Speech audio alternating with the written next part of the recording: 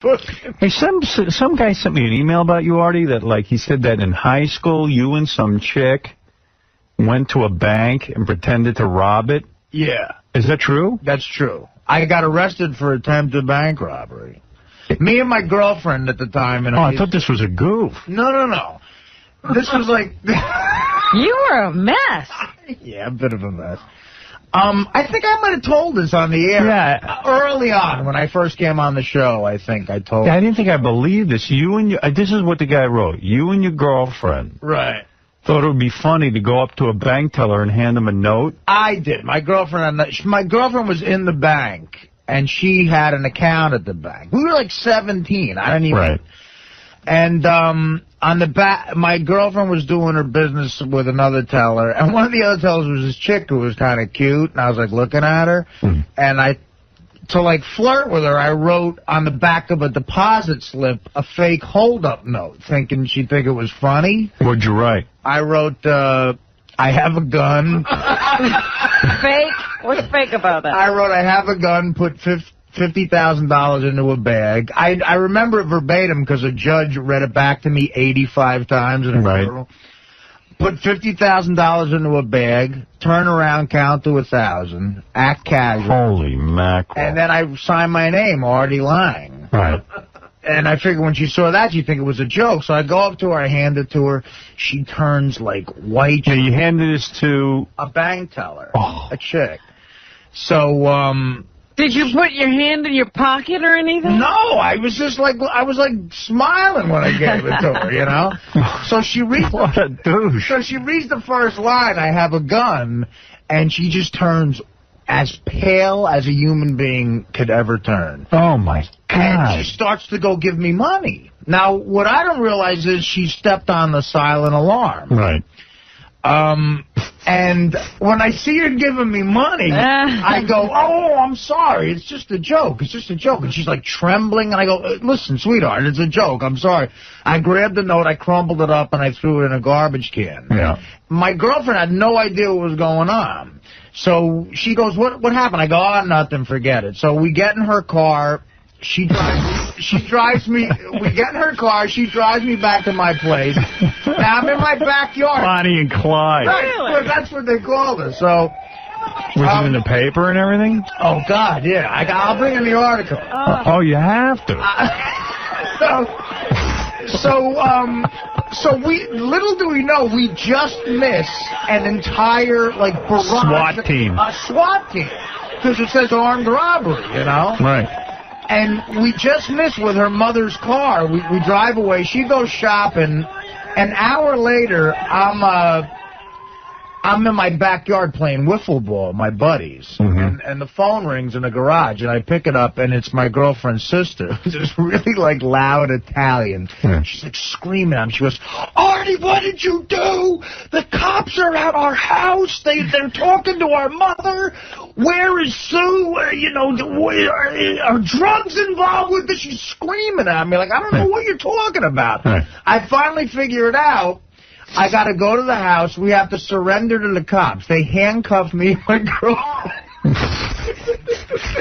Man, do you know how to make it? What were you, like a senior in high school? Yeah, I was like 17. So, well, no wonder your parents just like didn't know what to do with you. My girlfriend's father was this Italian guy right off the boat who I thought might have been like even a little connected or something. He was like looking at me like. He goes, when you rob a bank, you don't take my daughter.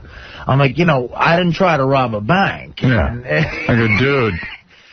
They arrested us, and I explained that she had nothing to do with it. They let her off, and I spent the night in jail. And I begged them. I got the attempted bank robbery charge down to, like, just a misdemeanor. How'd you do that? I mean, did you get a lawyer? I told him it was only a joke. Yeah. Right.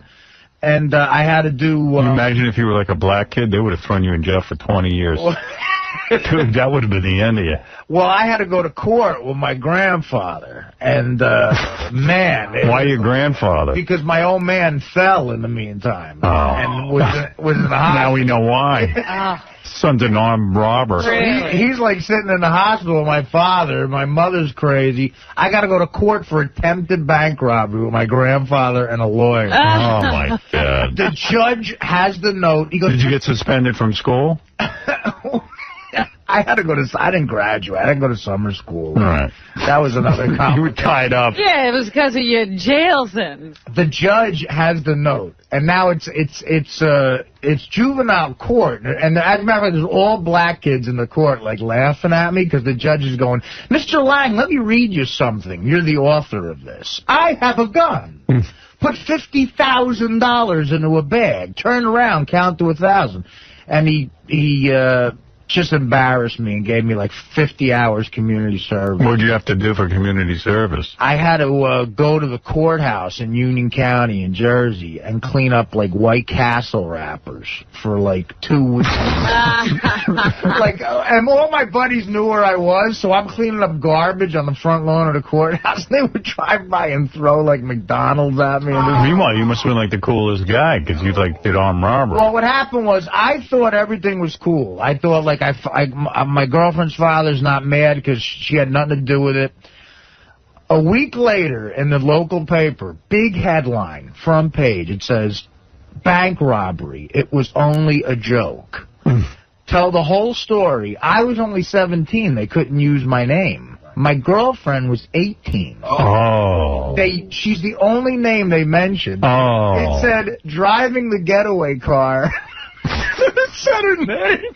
Oh. Did she break up with you afterward? Yeah, she ended up. Yeah, she'd had it with you. She went to college. She didn't see a future with you. No, she didn't see any sort of future.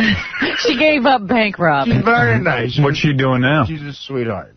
She's married with a few kids. So maybe she's in the Symbionese Liberation Army.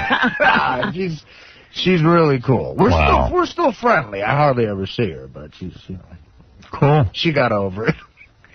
I got the article. Should I bring the article in? Yeah. Yeah. I got to try to dig it up. Son of a bitch.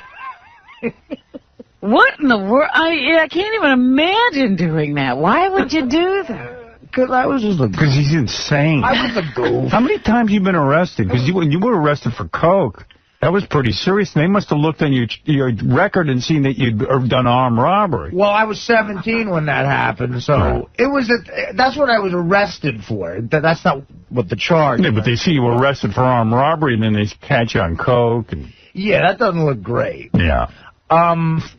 I've been arrested in my life, including bar fights and stuff. Yeah. Oh, geez. A total of maybe like 10 times. Oh, my goodness. Yeah.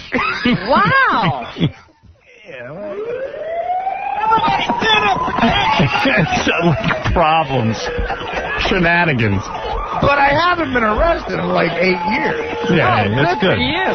Way to go. He's reformed. The system is working. I'm always like thinking like you're normal and you're not. I am now. I was a little nuts when I was younger. Yeah. I calmed down. Oh, that's cool. Give me $50,000. I have a gun. Where's the joke? Yeah. Yeah, I thought it was, my joke writing skills weren't perfected yet. I'm working with 𝗦𝗵cie𝗄. No wonder you relate. Yeah. Come here, mother! I'm a little fascinated, Artie, so if you don't mind, so there's the coke arrest, there's the bank robbery arrest, and just tell me what the other 8 for. Were they all bar fights? Because I'm curious what else. I'm counting, there's 2 DUIs. I knew there was more to it. And there was a bar. I got into a fight. When were the DUIs? The last one was in '93. So does your mom get called every time you get a DUI? I was actually driving. White Castle's always involved. I was driving to White Castle.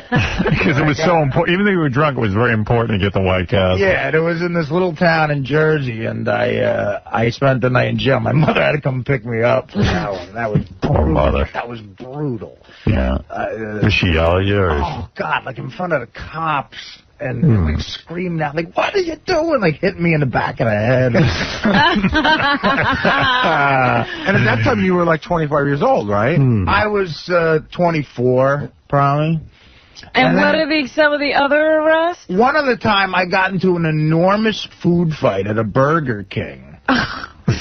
And I threw like a Whopper with cheese at this kid, and it stuck to his face, and he had all that like crap on his face, and he came at me, and I started fighting him, and we went over the counter, and oh my goodness, that was on the Parkway in Bloomfield. In Burger King.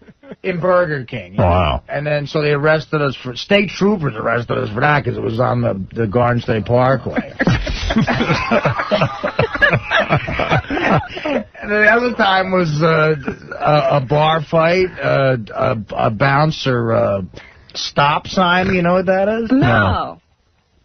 You were trying to get in and he just put his arm out? No. I was That's a clothesline. I was in the bar. Oh, that's a Roman soldier helmet. I was in the bar and a guy we started yelling at each other, and I threw a beer at this guy, and we started fighting. These two bouncers grabbed me and took me outside.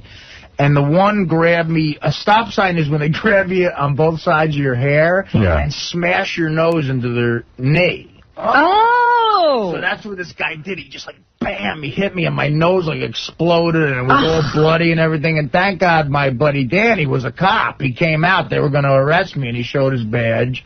And they didn't arrest me. And he took me to the hospital. And I passed out in the emergency room, and I don't remember any of it. They stitched up my nose and stuff. And the funny thing about that was the next day, I had a job as a waiter at the time at this Mexican restaurant in Hoboken. And my sister got me the job, and I had to work lunch the next day. So it's like, and I go, Stace, I'm blowing off work. She goes, you can't. I got you this job. They're going to fire me. You know, it was like my second day of work. I was going to blow it off. So at 11 a.m., I go into work lunch after that happened. They patch up my nose. I'm taking an order for lunch from this, like, yuppie couple. Right. And the woman looks up at me to ask a question, and she just starts screaming. And I don't know what she's screaming at, and my nose was bleeding. While I was taking a lunch order, my nose started bleeding. The guy at the moon started called the manager. The guy who owned the joint was like, I don't know what he was. He was like kind of a shady guy. He took me in the back. He thought I was doing coke. Right. So no, that was last week, sir. He starts smacking me like Tony Soprano would smack like his nephew or something. Meanwhile, your nose is bleeding. Yeah, he's smacking me while my nose is bleeding, and he fired me. And I got fired the second day. And then not a lot of success in those early years. Wow. No. Well, a little shaky. Yes, Dominic. Happy birthday. Thank you. You know, that story about the bank, are you sure, Artie, your father wasn't hurt first? No, my father fell a month later, but I had to go to court after that. Because that sounds like you really meant to rob the bank, you know. As much as you sound like it was a joke now, but when you did it, you had to know what was going to occur. No, I really thought I was just being, like, flirtatious with the chick behind her thing. A note to a bank teller. It's unbelievable. 3 DUIs, 2 armed robberies, and a partridge in a pear tree. Yes, Steve. And a couple of bar fights to top it off. Right. 5 DUIs, 4 bar fights, 3 punching cops, Tearing up Burger King, 2 coke arrests, and 1 grand robbery. Yeah, you know, so... Hey, Steve, you're on the air. What a DJ. All right, go. Give me the list. All right, this is a good one. It's called the Gary Soccer Mom game. All right? Right? This is a good one, actually. All right, I'm going to tell you something, and if Gary did it in the last week, you guess Gary. Okay. If he didn't do it in the last week, you guess Soccer Mom, or you just say he didn't do it. Okay. All right. Just say, I'd say yes or no. Easy enough. Ready? You want to play that one, or you want to play a homeless game? You want to play Gary versus Soccer Mom?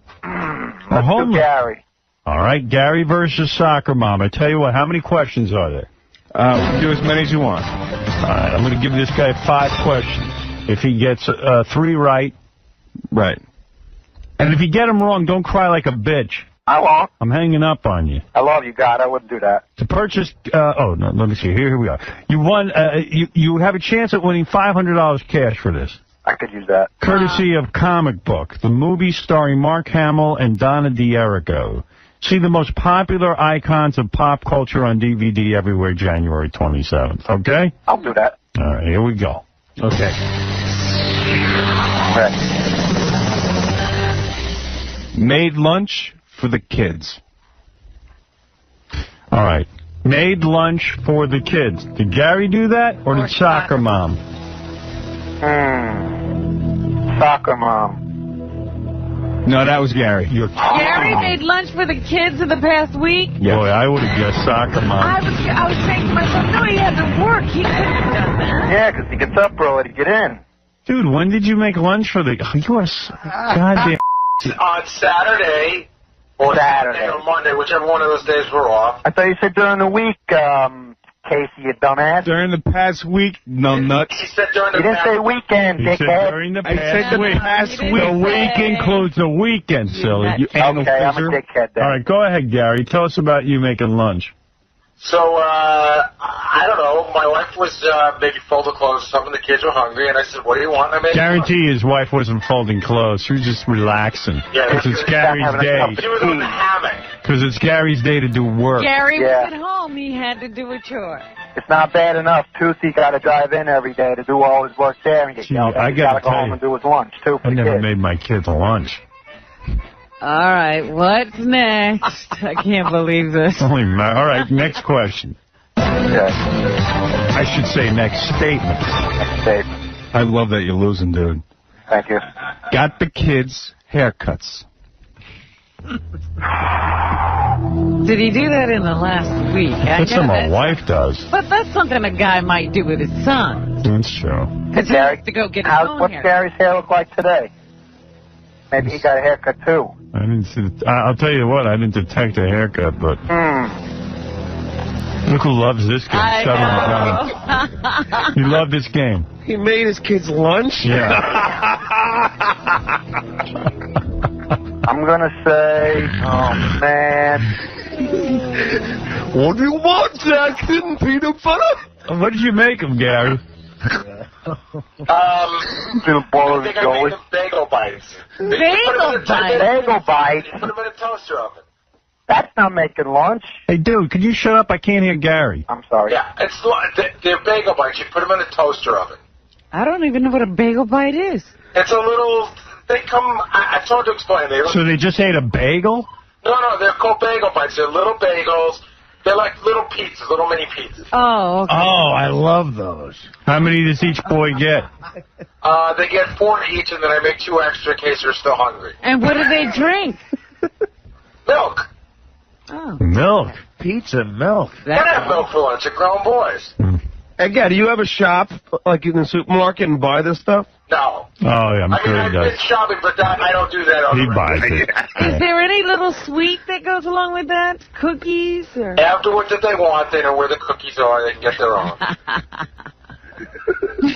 Where are the cookies? He knows where the cookies All are. right, second statement. Okay. Okay, soccer mom.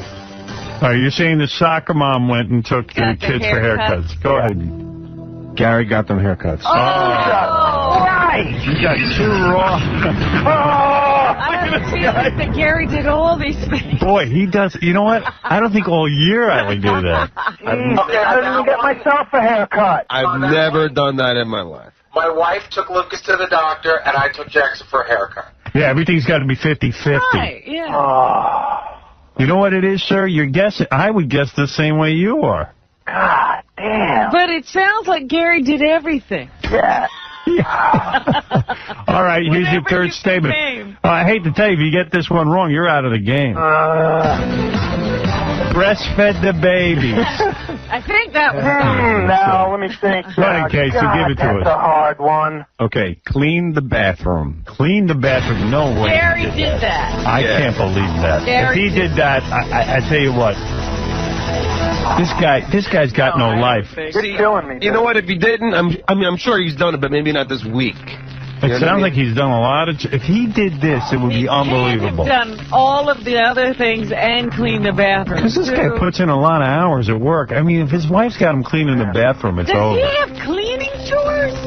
Although I know Gary loves to clean. Yeah. Like he's a clean freak. But the only time I remember him saying he did that was that time he had the accident. And that wasn't recent. All right, come on, let's go, sir. I need you to answer right now. Soccer mom. All right, you say soccer mom cleaned the bathroom. Go ahead, Case. First one he got right. He didn't do it. Thank you. All right. Goodness, Gary didn't clean the bathroom this week as well. Just like he don't clean his teeth. All right, number 4. Now you get 2 wrong. You get any of the next 2 wrong, you're out. Yep. Gotta get everyone right. And I ain't gonna cry like a little bitch. Okay. He did the family's laundry. Oh. That's Gary. I can't. No, he didn't do I think he couldn't have done that. He didn't do that. I think he did See him doing that while Mary sleeps. You can see it, but he didn't do it this week. Isn't it funny how every time Gary admits that he did something, it's always, Mary was doing this and I was doing Mary that. was at tennis. Yeah. Yeah, Mary was watching Phil. Why is it that he's got to do all that work on the weekend?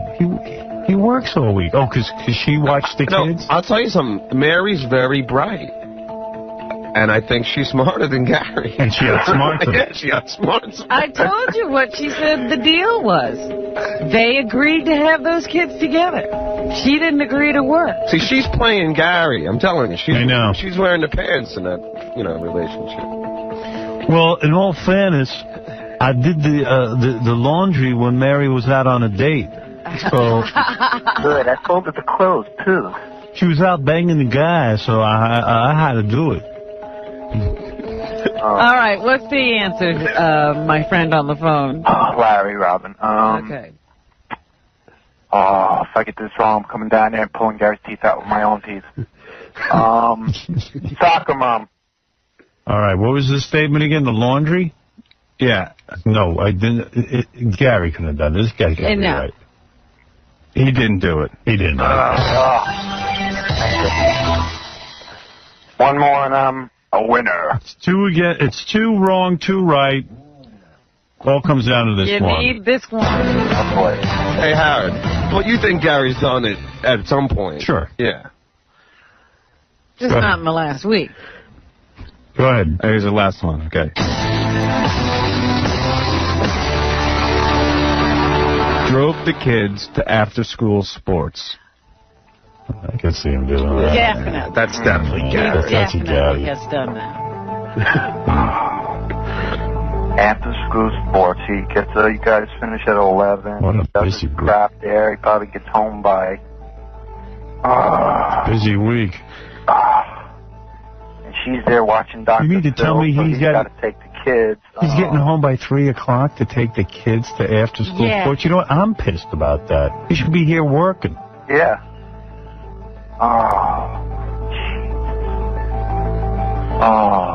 Gary. I hope that's not true.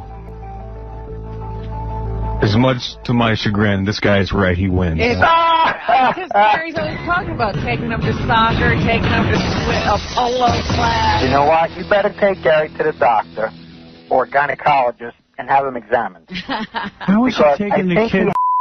he penis grafted to his wife. All right, do you want it? Do you want the answer, Howard? Yeah. It was 5 o'clock at night, and it was I took him.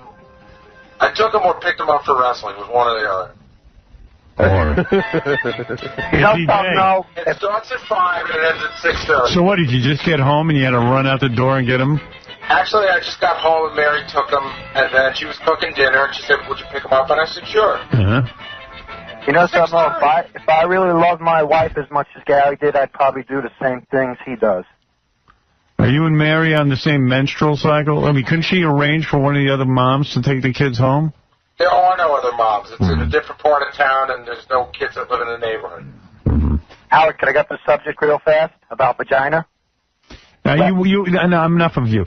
You've won $500 cash, courtesy of Comic Book, the movie starring Mark Hamill and Donna D'Errico. See the most popular icons, pop culture, on DVD everywhere, January 27th. Congratulations. Thanks. But everybody's looking at Gary and the monitor in disbelief. Thanks to you, the king of that show, the King of Queens last night.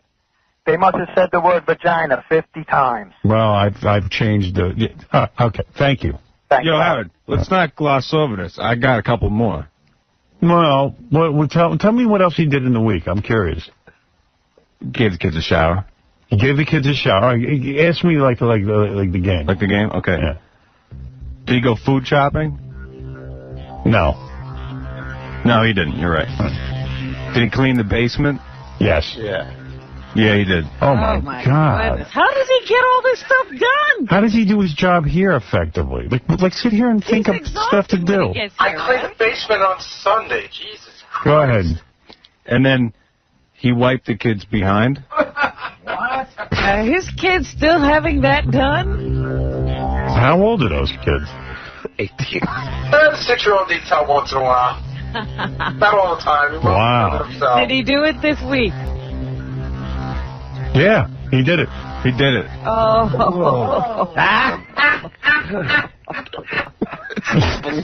Some game. Oh, my goodness. Oh. Come here, Lucas. John, you ever wipe your kid's butt? Yeah, but he was 2, guy. Your kids are 11. How old is your oldest daughter? She's 7. I haven't been near her butt since she was 4 or 3. That's nuts. Of course. Not only that, if there is a problem, your wife handles that. Yeah, well, I mean... You wouldn't even know there was a problem. Yeah, how does he know there's a problem? How is he that involved? Well, wouldn't you just say you hadn't wiped your own butt?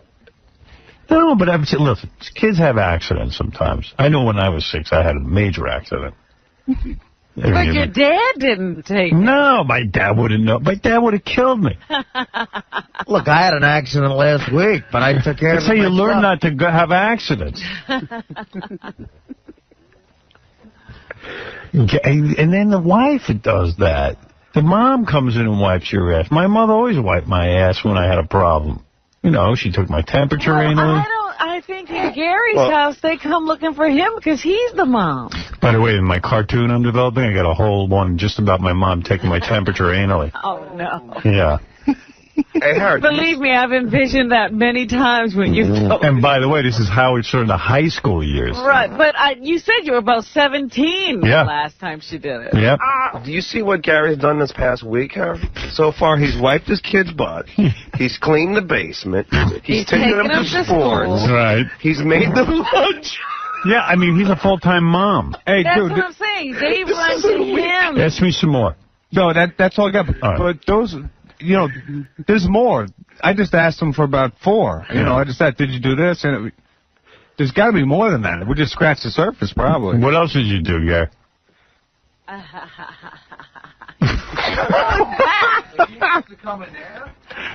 He wants me to come in with him. He said, come in here. You want me to come in the room and you'll tell me? Coming in, eh? All right, yeah. What else did I do? I don't know. Did you cook anything?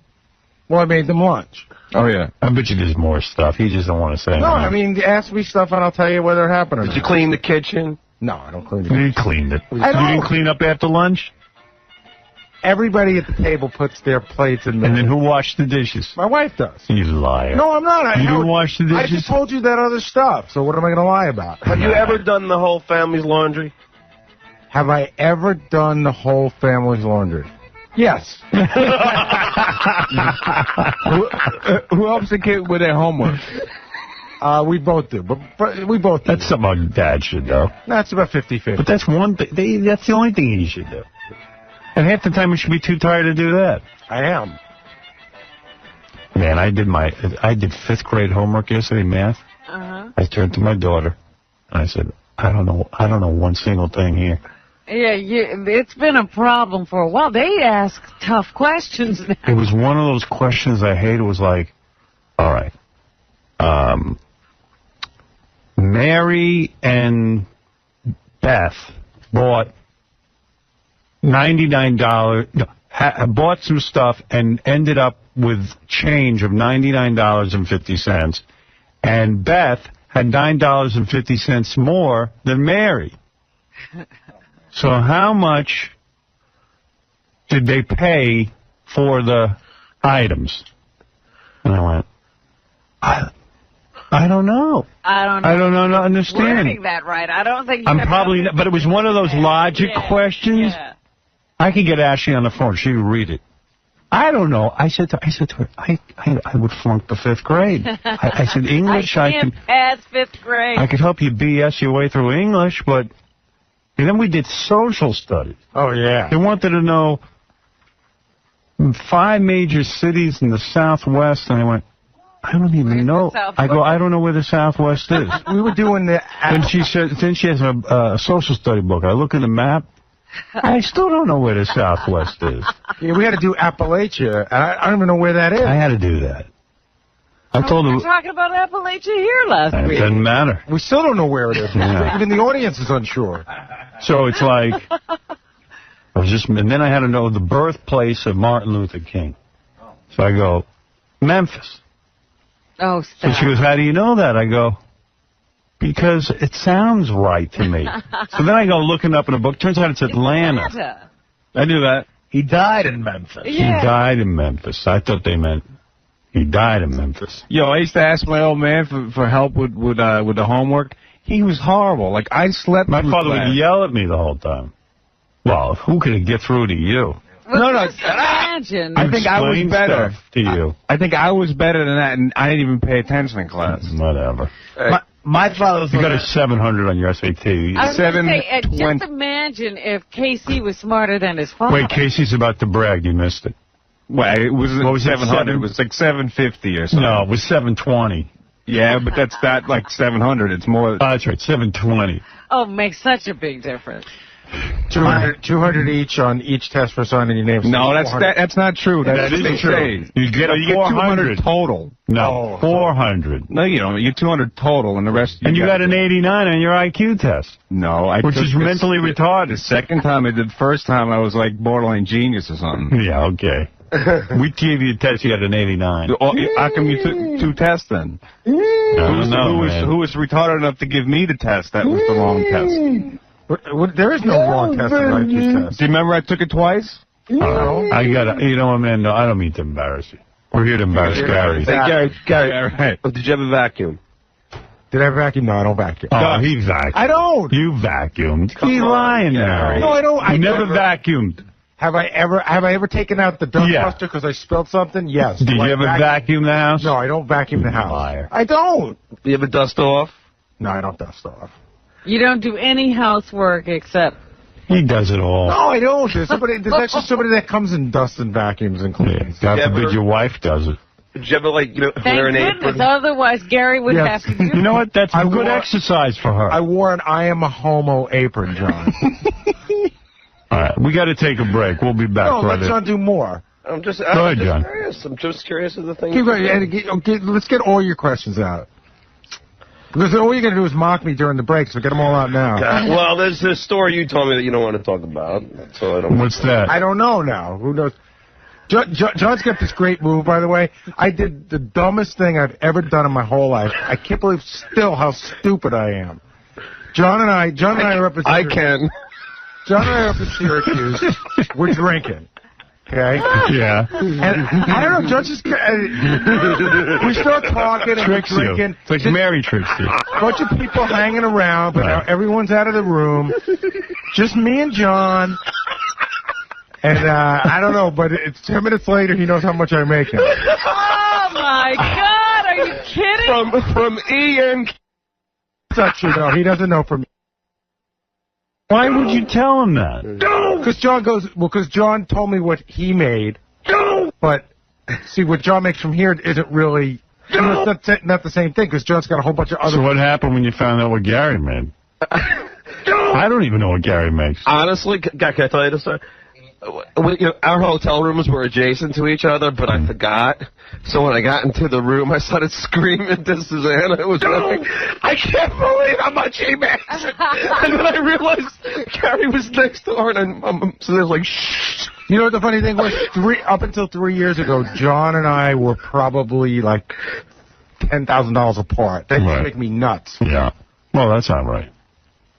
So I get, I got a little raise here and there, and then, Gary, John got a reduction. Gary, by the way, I didn't bring it up. You did. Because we're not going to talk about numbers. We just talked about. But this is what John does. I can't believe you got him to admit that. How did you do that? Oh, it was great. John, tell them what happened. It was a moment of excellence. John, tell them what happened 10 seconds after I told you. What? I just was already yelling at myself. Yeah. I go, why did I just tell you that? And I was yelling at myself too. Well, why would you be yelling at? Why would you be mad that I make what I make and you make what you make? I mean, you leave every day at 11 to go to lunch. Oh, it just was. You know what, Gary? But I mean, I don't want to get. I don't want to. Well, I was just amazed at how much it was. Like, I didn't think it was that much. In my head, when I figured out your salary in my head, it was always a lot lower. So you could be off when you're telling us what everybody makes. Yeah, and then I figured out. It totally changed my... DePace and I figured out exactly what John makes, and I asked him to his face, and John just got a funny smirk, and no, that's not true, so now I know it's true. We figured out... What happened was we got like 10 people together. We did a jump. Yeah, I mean, we got like 10 people together. So some people know one aspect of a salary. Some people know other aspects. I know another aspect. And we all put our heads together and figured out what he makes. And he makes... Well, that's the thing I'm a little angry about. Probably even a little bit more than I make. Well, you're a little angry about that. No, Howard, you want to make... No. I'm angry that, like... We guessed. No, but doesn't Tom tell you how much all of us make? No. He does. Yeah. Yes. Tom tells you? Yeah, and that's I know how much. He didn't even tell me. I know what he would tell you if you wanted to. I know what John and Casey and JD and Will. But why is that right? Because he wants me to know what their salary is because he but that's not right. sees me as their boss. That's not But right. what do you mean it's not right? He's in charge of you. All right. But I don't know. Just weird that he knows how much I make. Howard, can you say that again? Yeah. Gary's your boss. I understand, but I'm just weird that he knows how much I make. But he is your boss. He's your boss. Your boss always knows what you make. He's in on what you make.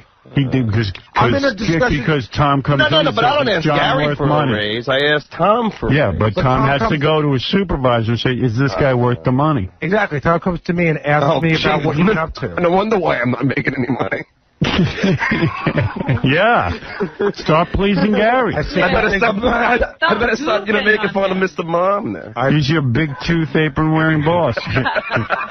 Yo, Gary. Hey, about 3.5 years ago. He's not only a good mom, he's a good boss. About 3.5 years ago, I fell for the same thing. I mean, he's good. Don't tell him anything. He goes, you know what he does? He elbows you, and he goes, come on, there's nobody in here. And he goes, and you know what? You already sort of know what I make, and I can't, it's got to be right. And I go for a raise. And you broke down. I had 8 Heinekens. And right. That's an amazing obsession. I got to take a break. An amazing obsession. And he finds out. Yeah. We got to take a break. When we come back, what? ABC, they're giving you like $2 million, right? Between you and me? Yeah. John and I want to know where to send resumes for the show, by the way. Guess what Howard's making from ABC? No, it's not $2 million. But you know what, Howard? More. We were having a whole big discussion. It's crazy. It's one special. Okay. I was having a big discussion with a couple of guys around here. We're all shocked. The other day, I asked Fred if he was worth $2 million. And Fred was like, get out of here. Were you crazy? How can Fred not be worth $2 million? He's been here for 20 years. I think Fred's worth a good amount of dough. He's got to be worth at least $5 million. But what do you mean by worth? What is $5 million? Yeah. No. But he was... Between his houses and his apartment and everything? But he acted so genuine when he said that he's not even worth $2 million. No, I'm not. There's no way that's possible. Your houses and your apartment? I work for Tom. That's no way. Wait, hold on. Howard, if you own that.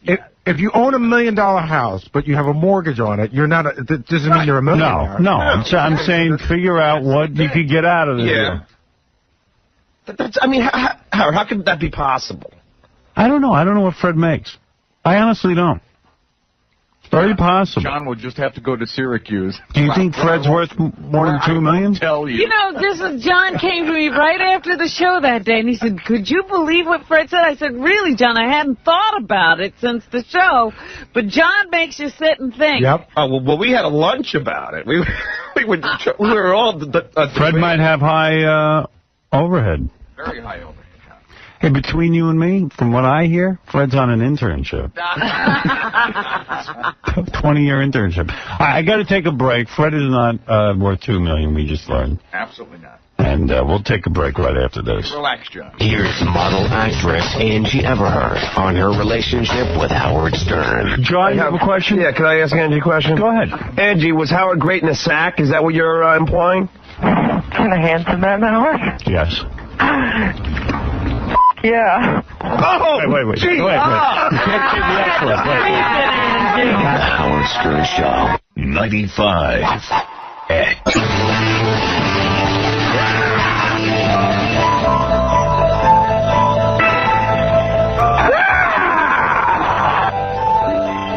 The power of Christ compels you.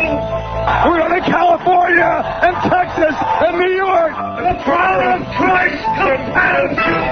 We're going to South Dakota and Oregon and Washington and Michigan. The power of Christ compels you. And then we're going to Washington, D.C. to take back the White House. The power of Christ compels you. Yeah. Who put that together? Vinny.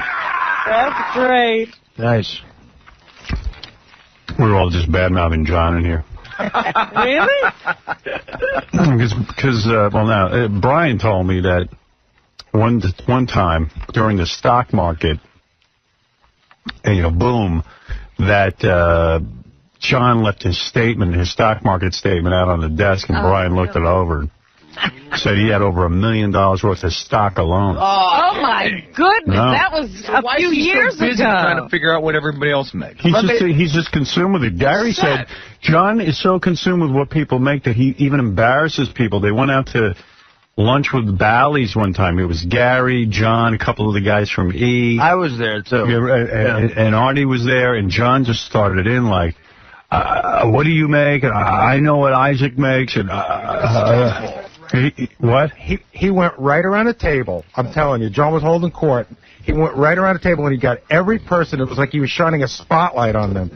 Doug from E, Isaac. Well, they asked me to do it. Then he turned to the head of 𝗏𝗟s, the guy that runs 𝗏𝗟, and started, it's just uncomfortable. And the move is, John goes, I know what you make. You got to make at least 300, right? 300,000. You got to make it at least 300. Then he gauges their reaction, and then he goes up to the kill based on their reaction. Yeah. Can I say something, Howard? That statement is totally not true. What? I swear on my life. I've never had $1 million of stock ever in my life. Whatever. I don't know what he saw, but I swear Brian saw $1 million on my children's lives. That better not be true, because you're begging for cab money. No, I swear. Well, that's going to ruin his Why gig. is he denying that? No, because it's not true. If it was true, I would say it, but it's so not. How far off was it?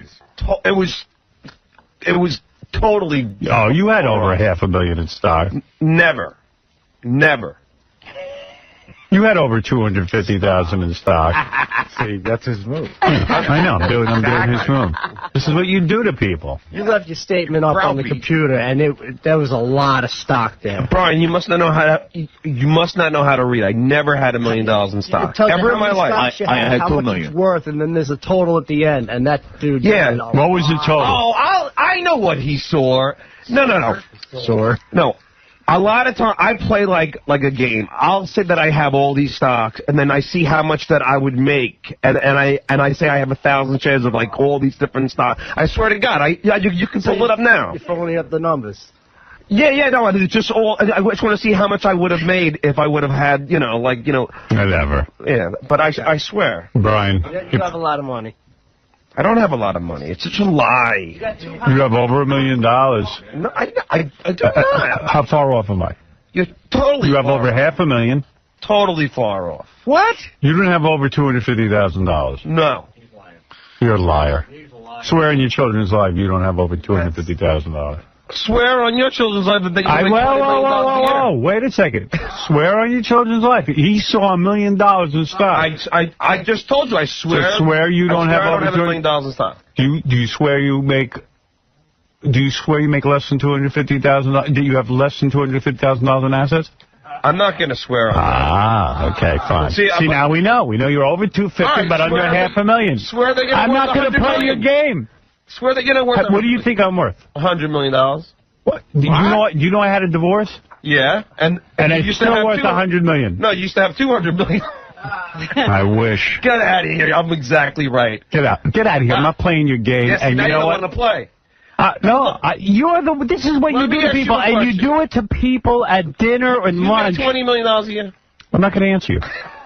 You do it to people over and over, and you embarrass the guy from Bally's. They asked me. Well, you have to do everything. Why did they go to lunch with him? Who asked you to do that? They asked me to take a guess to see how close I can get, with everybody. No, but John, you went. Well, I know you have over $250,000 now.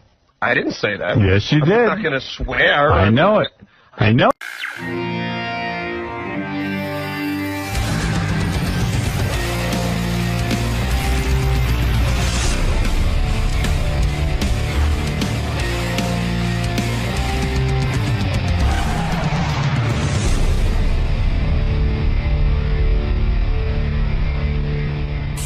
John Lieberman, what do you have for us from the Howard 100 Newsroom? Well, all eyes are on Ronnie the limo driver's Twitter account after he claims his account was compromised over the weekend. It started when a tweet saying, quote, "If I poop a boob, I'm going to feel really thirsty," came from Ronnie's official Twitter account.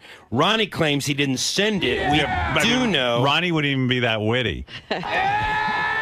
We do know it came from his official account over the weekend while he was out west performing a couple of block party dates. Is it possible somebody took his phone and tweeted from it? It is possible that happened, though he claims he always had the phone in his possession. You're totally full of shit. Whoa. Well, what what is it? Because you're already yelling. You're not even through the door and you're yelling. Yeah, let's hear what you you don't know have to what say. you're talking about. What, you have no voice, Ronnie? Yeah, it's from all that traveling, man. This fucking guy, I mean, he's got a full appearance schedule, and I said to him... Is he busy every weekend? Well, he's not only busy every weekend, but he's got to stay up till like 2 in the morning for these gigs that he's doing, and now he's got no fucking voice. I'm all right. No, you're not. You're sick. I'm not sick. Of course you are. I just don't have a voice. No, and you're sick. No, I'm not sick. All right, what do you want to say about this? I know what happened. Yeah, now you sound annoying on the air. Why? It's a different voice. Because your voice is annoying when you're sick. I'm not sick. All right, what do you want to say to John? Go ahead. I know what happened. What happened on your Twitter account? Somebody tweeted through my account. I know who did it. I know how it happened. Who did it? I can't say. Oh, why?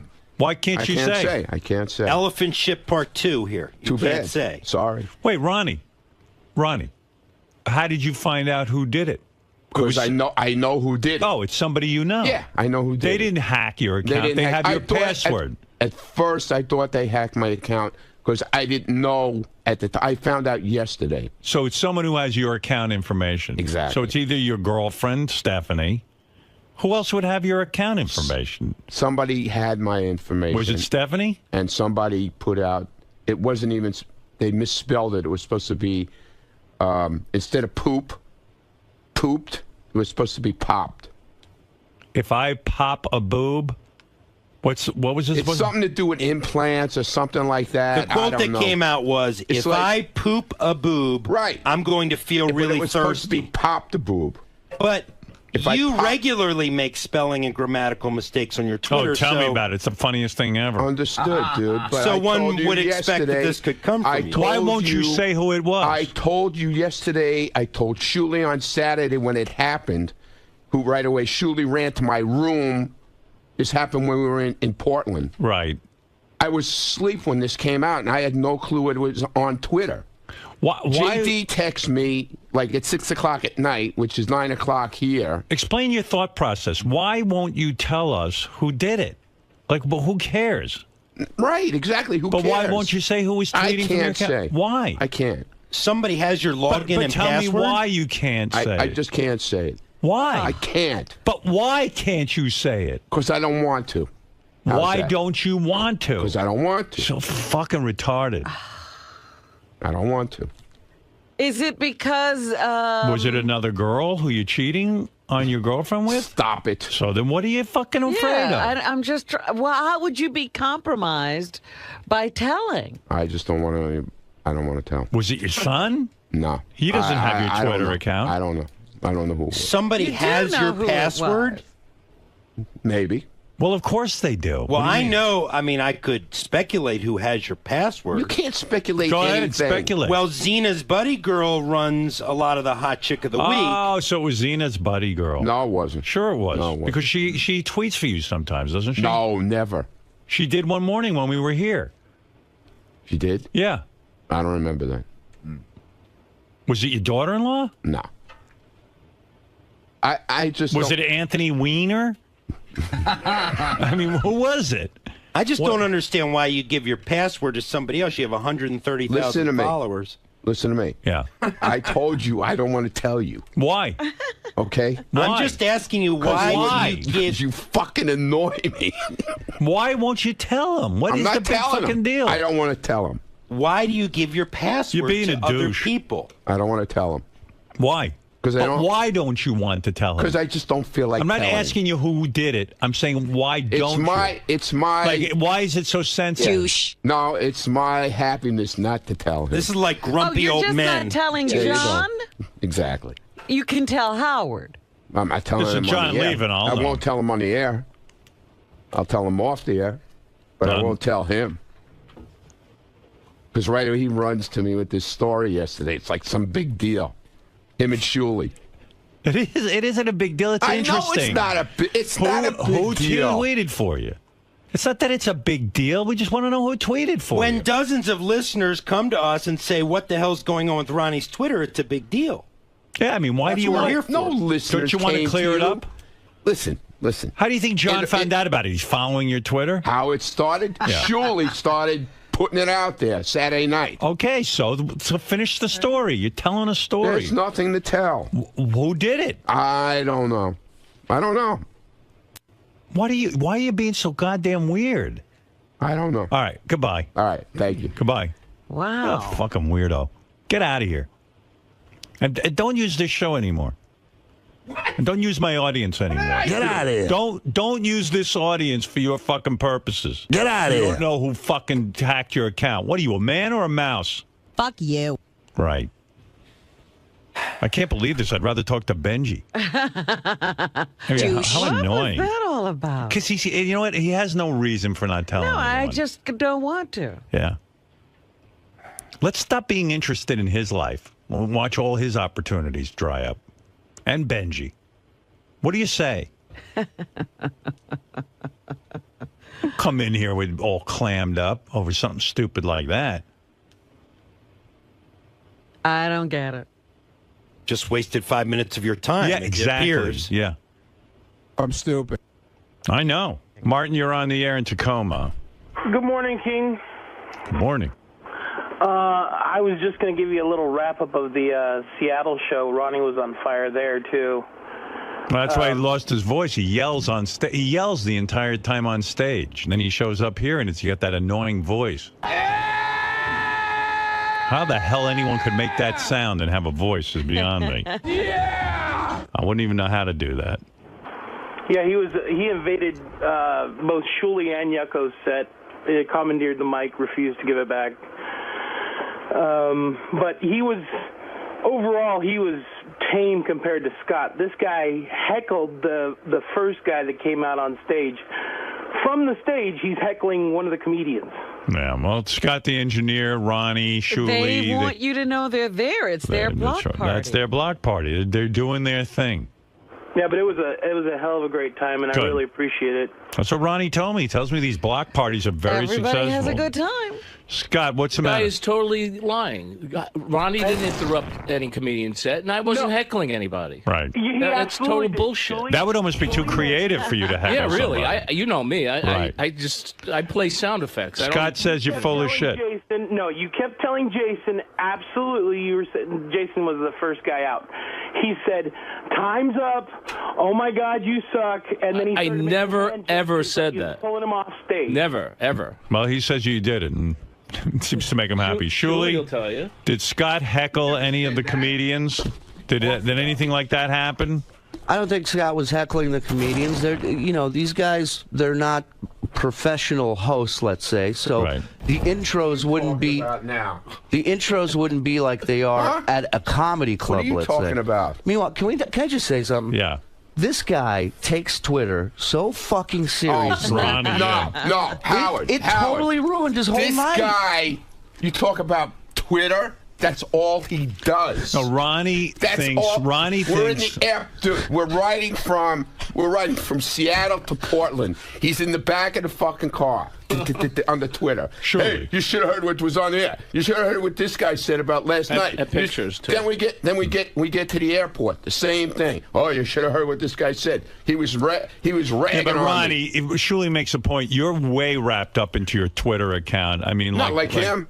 Yeah, but you're way wrapped up in it, and you're acting like what happened to you was no big deal. First of all, I could just picture you freaking out that somebody hacked into your account. No, I wasn't. Was he, Shuli? Dude, Howard, I played an interview. I put together a story yesterday. No, I was telling him to leave me alone. He what? He was so mad. He's like, "Stop! Don't talk to me. I don't want to talk about this." I go, Ronnie, if somebody hacked into your account, what did they accomplish by putting this tweet out? Right. It makes no sense. They hacked into your account, and this is what they do with it? Right. I don't want to talk. He's, I know you're up to something. I know you're doing... Oh, he blamed you. Well, all I'm doing on Twitter, by the way, because I'm sitting behind these two in a van heading to the gigs and stuff, so I just take different pictures of them from behind, Well, like their heads, stupid is that? their hair, and I just post them on Twitter. And then people love them. No. People love them. I'm going to follow Shuli. How do I follow you? Shalom Shuli on Twitter. Stupid ass Shuli on Twitter. Wait, Ronnie fell asleep 3 times on the ride from Seattle to Portland. Right. I downloaded an air horn app on my phone. Yeah. I woke him up 3 times, and then the 4th time, we slammed on the brakes and started screaming like we were about to crash, and he woke up.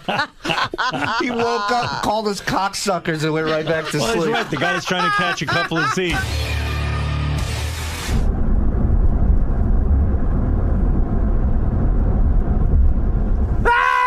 Fucking cocksuckers.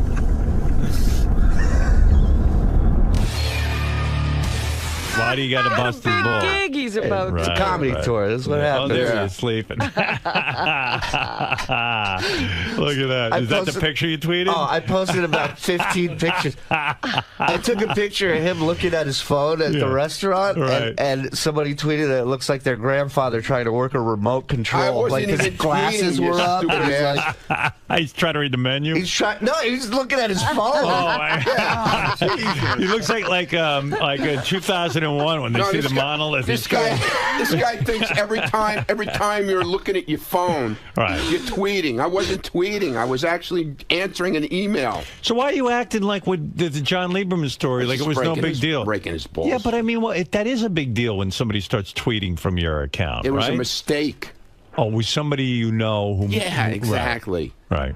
But you were freaking out, I'm sure. I would be. Look.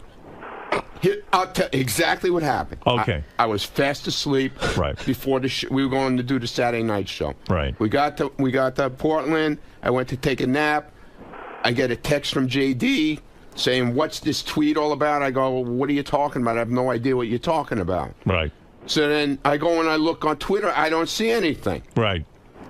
Then I go downstairs to the lobby. We're going to leave. Yeah. It's so fucking stupid. It really is stupid. I go downstairs, and this one right away with the microphone. He's got the big tape recorder, the microphone. Doing his gig. He's going, "So what happened?" I go, "What are you talking about?" He goes, "This tweet that went out." I go, "I have no idea. It's not me. I was asleep."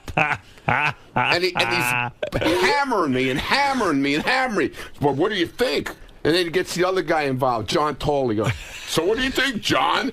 Does he think, you know, what do you think of this tweet? Oh, it's got to be his because it says it came from his account. He says I hammered him. I asked him twice. Ronnie loves his Twitter. I asked him twice, what's going on? Yeah. Dude, not right now. Leave me alone, Well, dude. give Ronnie a whole life. Like, remember when he got the offer for his television show because he thinks because of Twitter? Yeah. Yeah. Well, he brings people on stage. He's like, hey, you follow me on Twitter? And he yells at him. Yelling at him. We're doing a hot chicken of the week contest. Let me tell you something. This guy has the power. Right. I've never seen somebody. Tell him what happened with the guy with Did you listen to the tape of him at that porno? Oh my God! The porno convention, the AVN Awards. We sent Ronnie. We let Ronnie interview the girls at the AVN Awards, and he's like flirting with them, and he's a whole. Wasn't? You're a whole character, dude. I was doing the questions you told me to do. No, I know. It's just funny. I got to play that for you. I'm going to play that for you today. Okay. Ronnie at the AVN Awards. I didn't know Ronnie had gone to the AVN Awards. And it was Stephanie. Okay. It was Stephanie. That's what I thought. Who else would have your Twitter account? Yeah. I mean, and meanwhile, Scott, literally, like, you make jokes about this black cloud. It is so real. What do you mean? It is unbelievable. Oh, you gotta tell him what happened. So I leave here, work Friday after 𝗦𝗵cie show in the morning, and Scott and I are driving to Ronnie's. We get to Scott's car. It's a light drizzle outside. The second keys are put in his hand for his car, a downpour, a monsoon of rain. The entire time, there was literally a black cloud following over our head. And we get to Ronnie's house. We get in this cab. And I tell Ronnie, he doesn't even know this, but I tell Ronnie that the cab driver doesn't want anybody sitting up front. Right. Just so all three of us, will be packed in the back. Yeah. This is what I got to deal with. Yeah. So all three of us are going to the airport. My hands touching his leg and shit and everything. We get to the airport. Scott goes to buy a bottle of water. Wait, what about the car? Well, the car was a piece of shit. The windshield wipers were flying off the car. The woman couldn't see where she was going. And that's my fault. Scott is. That's my fault. Right. And he's super driver. He's like, "Are you sure you can see out of that side?" Like he's getting involved in her job now. Yeah. We get to the airport. He goes to buy a bottle of water. I'm not lying. Scott. Scott goes to buy a bottle. The register breaks. Stops it. They had to close down the store. They had to close the store. She couldn't ring anybody up. Oh my God. And I tweeted it out, and everybody on my Twitter goes, "Dude, change your flight right now. Do not get on that." Do you usually fly with him? This is my first time flying with these guys. Wow. Yeah. Did you start to get freaked out that all this shit was happening? I got a little nervous. I'm like, dude, this is Scott, really does this happening. go on all the time? No, of course not. I mean, my God, you get in a car, a pouring torrential downpour. You get in a cab, the cab breaks, the windshield wipers break. You go to the fucking pay for some water, and the fucking cash register closes the whole store down. It's crazy. It's nuts. His mother told him, "There's a black cloud over your head." When he was a little boy, she told him. But we made it to Seattle fine. It was. One of my highlights this weekend was the sound check in Seattle that we did. And Scott comes down to make sure that there's stuff that's compatible with his DJ equipment. Right. And so he tells the sound guy, he says, so where do I plug in at? And the sound guy goes, what are you running off of? And Scott pulls out his cell phone. There we go. Yeah, there's my DJ. I put a lot of effort into this. Then he couldn't get his phone froze up on him. Yeah, phone was breaking. He had to take the battery out and reboot the phone. My DJ's on the phone with Verizon. Give us a few minutes. Can you hear me now? And all day long, they just are waiting for me to prank them. What would be a typical device that a DJ or sound guy would use? Not his phone. A laptop. A laptop. Yeah, something. CD player? Right. Turntables? Nobody uses CD players anymore. You make enough money. Get Nobody a uses a phone, Scott. Well, I mean, what can you do from your phone? I do what I have to do, what I need to do. I do Right. everything. I play music. I play whatever I need to play. I could do exactly. I have a mixer on the phone. You know what he doesn't do, Howard? He doesn't turn his ringer off on his phone. That's right. I called him in the middle of the show. They were doing a big dance contest on stage, and I thought, I wonder if his phone will work if I call it. I'm so bored, you know. Right. So I call the phone. Sure enough, the music stops, dead stop, and you hear, and he has like the old phone ring, so it's ringing through the PA So system. professional. Yeah, really. And you what does he do? A professional DJ? He picks it up. Right. He answers it. Oh, this must be important. The phone rang. I had to pick it up. Something very urgent. And I go, Scott, turn off your ringer, you idiot. And he's turning around yelling at Scott. And it's just chaos. What a horrible show. Oh, it's the greatest show. It's going to be the most unprofessional war show ever. Everybody loved it. Everyone we loved it. sold out both Yeah, they shows, love it man. because you guys are retarded. Well, whatever. I mean, come on. That's what we do. Yeah. Take it. Hey, Howard. Crazy, yeah. And Scott chooses the music, so there's a room full of 30 to 40-year-old guys. He chooses Cher, Do You Believe in Love? Well, why would I do Well, that, Ronnie douchebag? likes that. That's for Ronnie. Hey, listen up, Hey, asshole. dude, you were the first one to walk up probably to take a picture with us, too. I love you, Ronnie. I really do. I appreciate dinner and everything. This is Ronnie. This is Martin, that guy Martin who almost died coming up to our green room. This Oh, guy my Martin God. is Yeah, like the guy who went to 400 the big guy. pounds. Yeah, the guy who went to the hamburger place with us? Yeah. You follow the fat guy to hamburger So when place. you go to one of your shows, it's like the audience becomes part of your family. They go to buy hamburgers with you afterwards. Oh, and- my God. We came back to the hotel. You know, you guys remind me of like country stars because the country stars used to let them come to your house. Like Yeah, Dolly they have that Parton. open house thing. Dolly Parton, right in her backyard, had a fucking Adventureland type setup. We hang out with everyone. Dolly would. No. What about Ronnie would? We hang out. We hang out with everyone. This guy, I've never seen a guy, What do you mean? the first one out the door in everything. Right. We land in JFK. We're in the back of the We're plane. 26, row 26. Scott's in the aisle, jacket on, bag on his shoulder. He's ready to get out of. And the roller suitcase in And the the aisle. And where's he in a rush to get to? Nowhere. Right, No- he has to wait for you guys. The show ends. Everybody goes, "Where's Scott?" Right. Where's it? He's back in his room, relaxing. He goes, "We hang out with everybody. You hang out with nobody." Yeah. Now, who do you hang out with? You go out with Shuli. Everything is a joke, though, you know. Right. They take me to a gay bar after the show. I'm glad I missed that.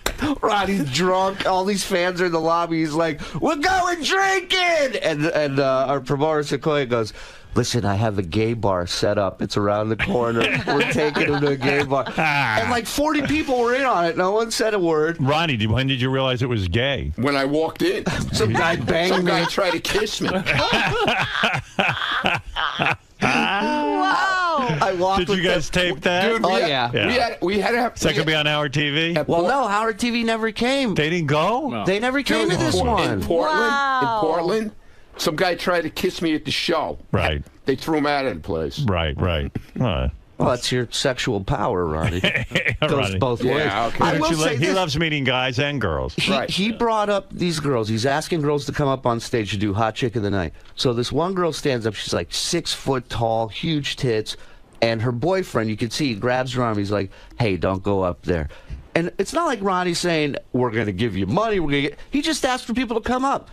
The woman keeps going up. The boyfriend stands up right before the stage. He puts his arm on her. He says, "If you go up there, I'm fucking leaving." Right. He left. This is how powerful he is. She looks at him, she goes, "Bye," and walks up on stage. And then she took her top off? Well, no, they did She some... didn't have to because her top was like 90% open. She was wearing like She had a one of dinner those napkin. tops with the hole in the front.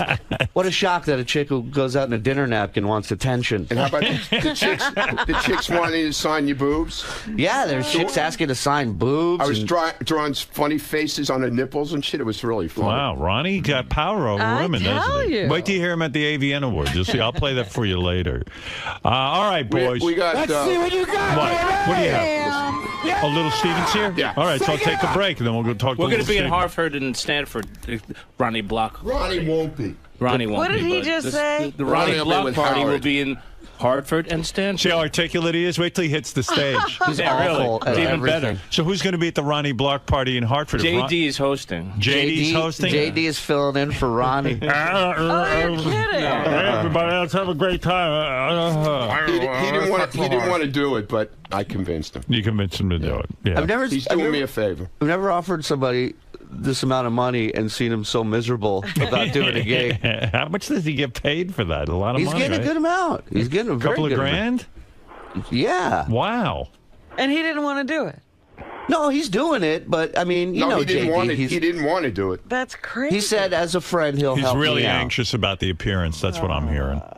And I told him, I said, dude, you don't have to tell jokes or just be you. Just go up there and be you. And are you freaking out? He doesn't know we got other plans from afterwards too. What are you going to do with him? For other gigs. Oh, I see. Well, We're going to force him to make money. JD, I'm not. I understand why you're nervous.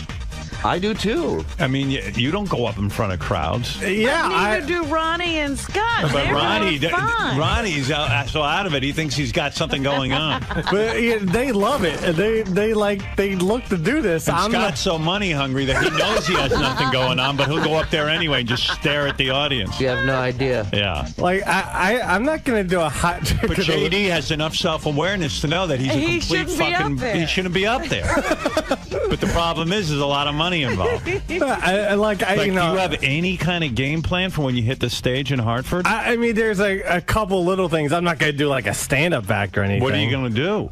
There's a story that I've never told about that I'll probably tell. Home run already. Well, it involves forget it. And exactly. It involves what?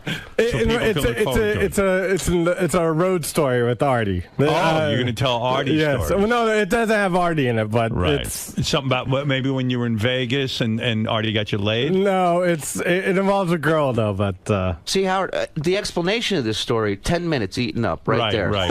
Yeah, but you know he's going to hit the stage and he's going to rush through this story because he's going to be nervous. Nobody will know what I told him. I said, look, it's going to sound like this.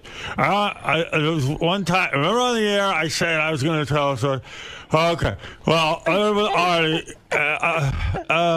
We were with Artie in Vegas. And then Artie. And then 𝗛cie𝗄𝗿𝗍. Have a good night. I'll forget it. This is going to be horrible. Tip your waiters and waitresses. So you're going to tell that story. How long is that story? I don't know. Do it like Bill Cosby. Let it drone on for hours. I'm really. Then I went to the dentist, and the dentist was, oh my God, he's coming at me with a needle.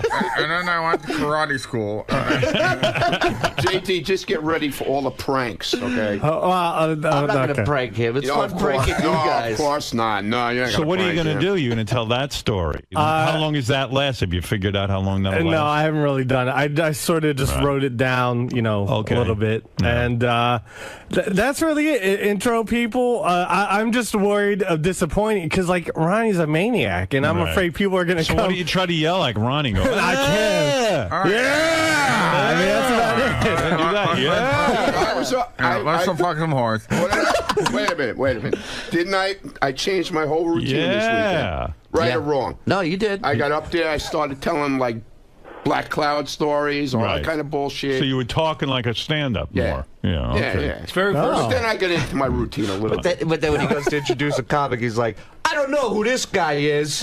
I think he's funny. I didn't say that. Yeah, I swear you did. I swear. I'm not lying. You did. That makes a comic feel real good. Oh, yeah. Way to sell it. And jump in that hole I just dug for you. Who did I say that about? JD, why don't you just recite like a Chris... liar. Why don't you recite a Chris Rock bit?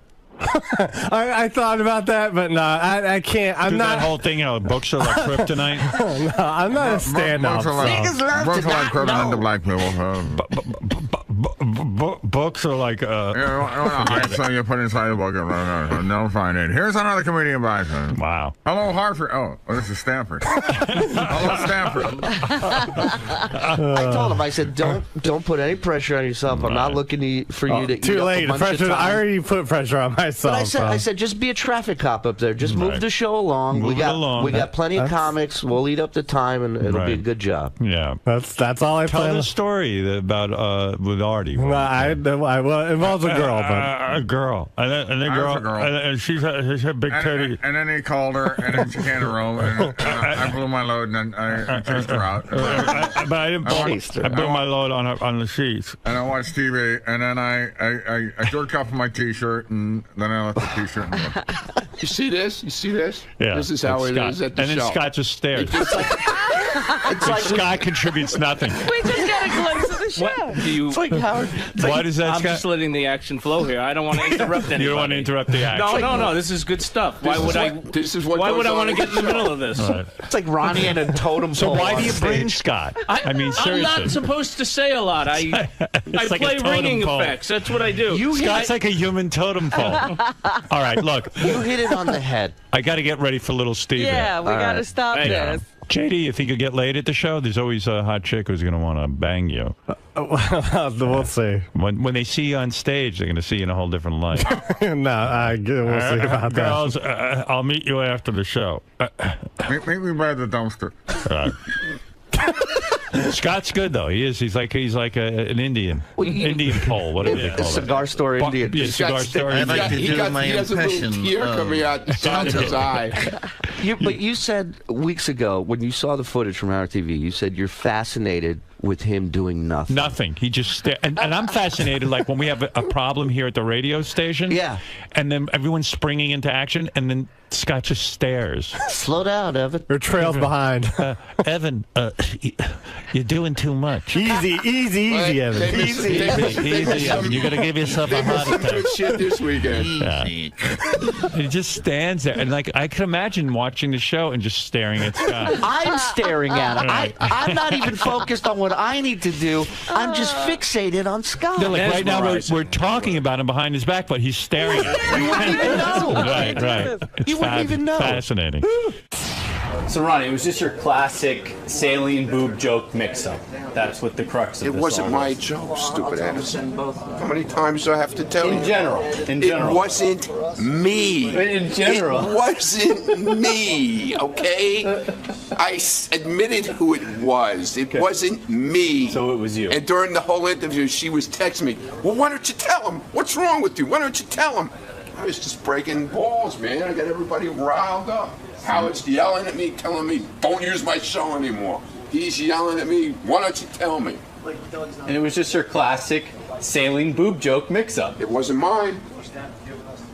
In general. It wasn't mine. All right. As long as you didn't poop a boob, everything's okay. I didn't poop a boob.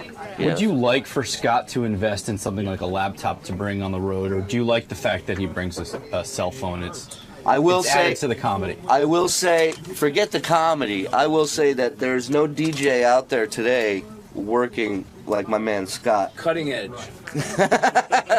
Yes, Cutting edge material, man. It's just nobody does this. Right. I'm the only one. Well, there's a reason why nobody does it, and that's because most DJs can't get phone calls in the middle of their sets on their turntables or laptops. I'm a very important person. I need to keep my phone on at all times. So. And I love when he has to reboot his phone. He's got to take the battery out and shit. You never heard of rebooting a computer either, I guess. I mean, those. Yeah, of course. Those crash just looks funny to take a battery out of a phone in the middle of a gig to reboot It it. wasn't the middle of a gig.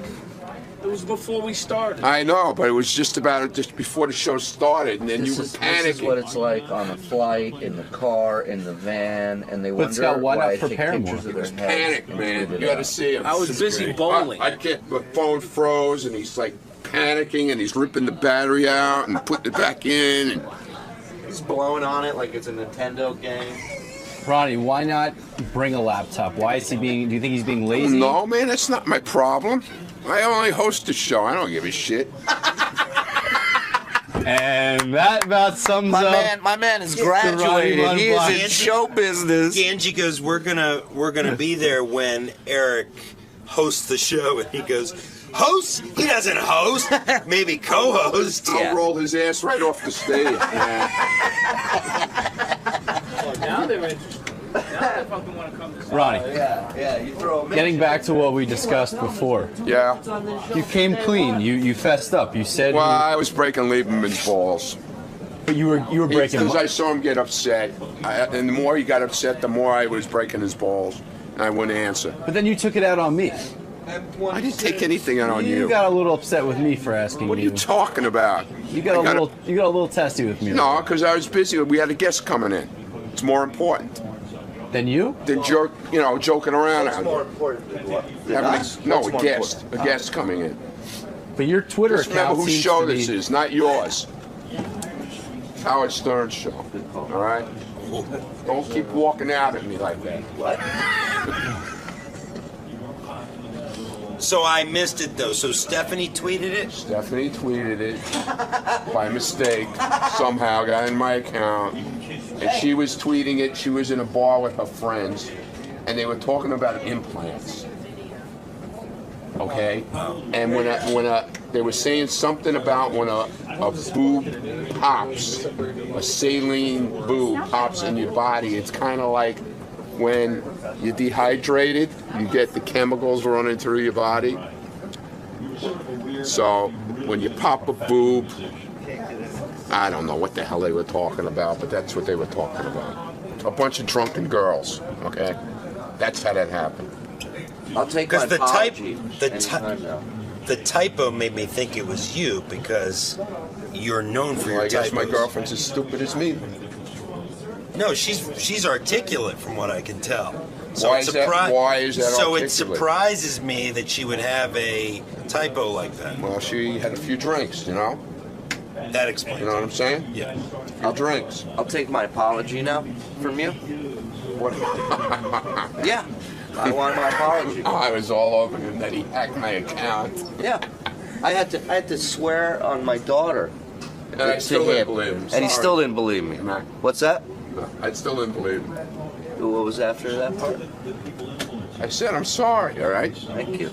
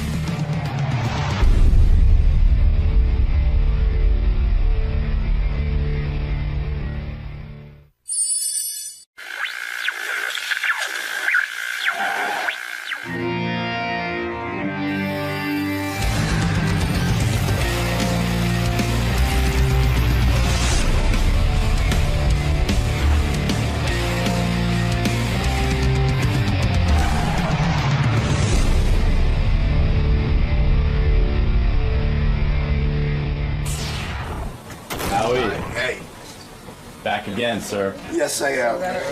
This time under much different circumstances. Yes, I'm going to see my co-worker. How do you feel about that? I can't tell you how excited I am.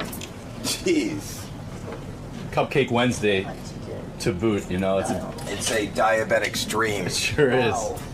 How are you? Hey, nice to see you. Good to see you again. So I'm just going to head into here. Sure. Hi. How you doing? I back in.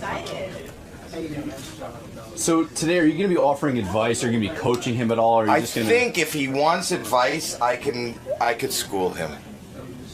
So today's interview will have a completely different dynamic. You know, it's his interview. So if he has any questions or if he is, now that he's on board, I am here and at his beckoning call for whatever information he needs. I'm fascinated, though. I'm fascinated at the fact that he's spending so much time in wardrobe. I just heard him talking about John Varvatos and the whole deal. Yeah, he's taking this very seriously. He really is. I've been doing it for 2 years. I don't know what pants I'll be wearing tomorrow, but he's got a whole wardrobe. I kind of don't. I love that he's so concerned. He's very professional. I guess he makes me feel very unprofessional. Why, you don't plan on wearing any pants at all? There's a desk. Yeah, exactly.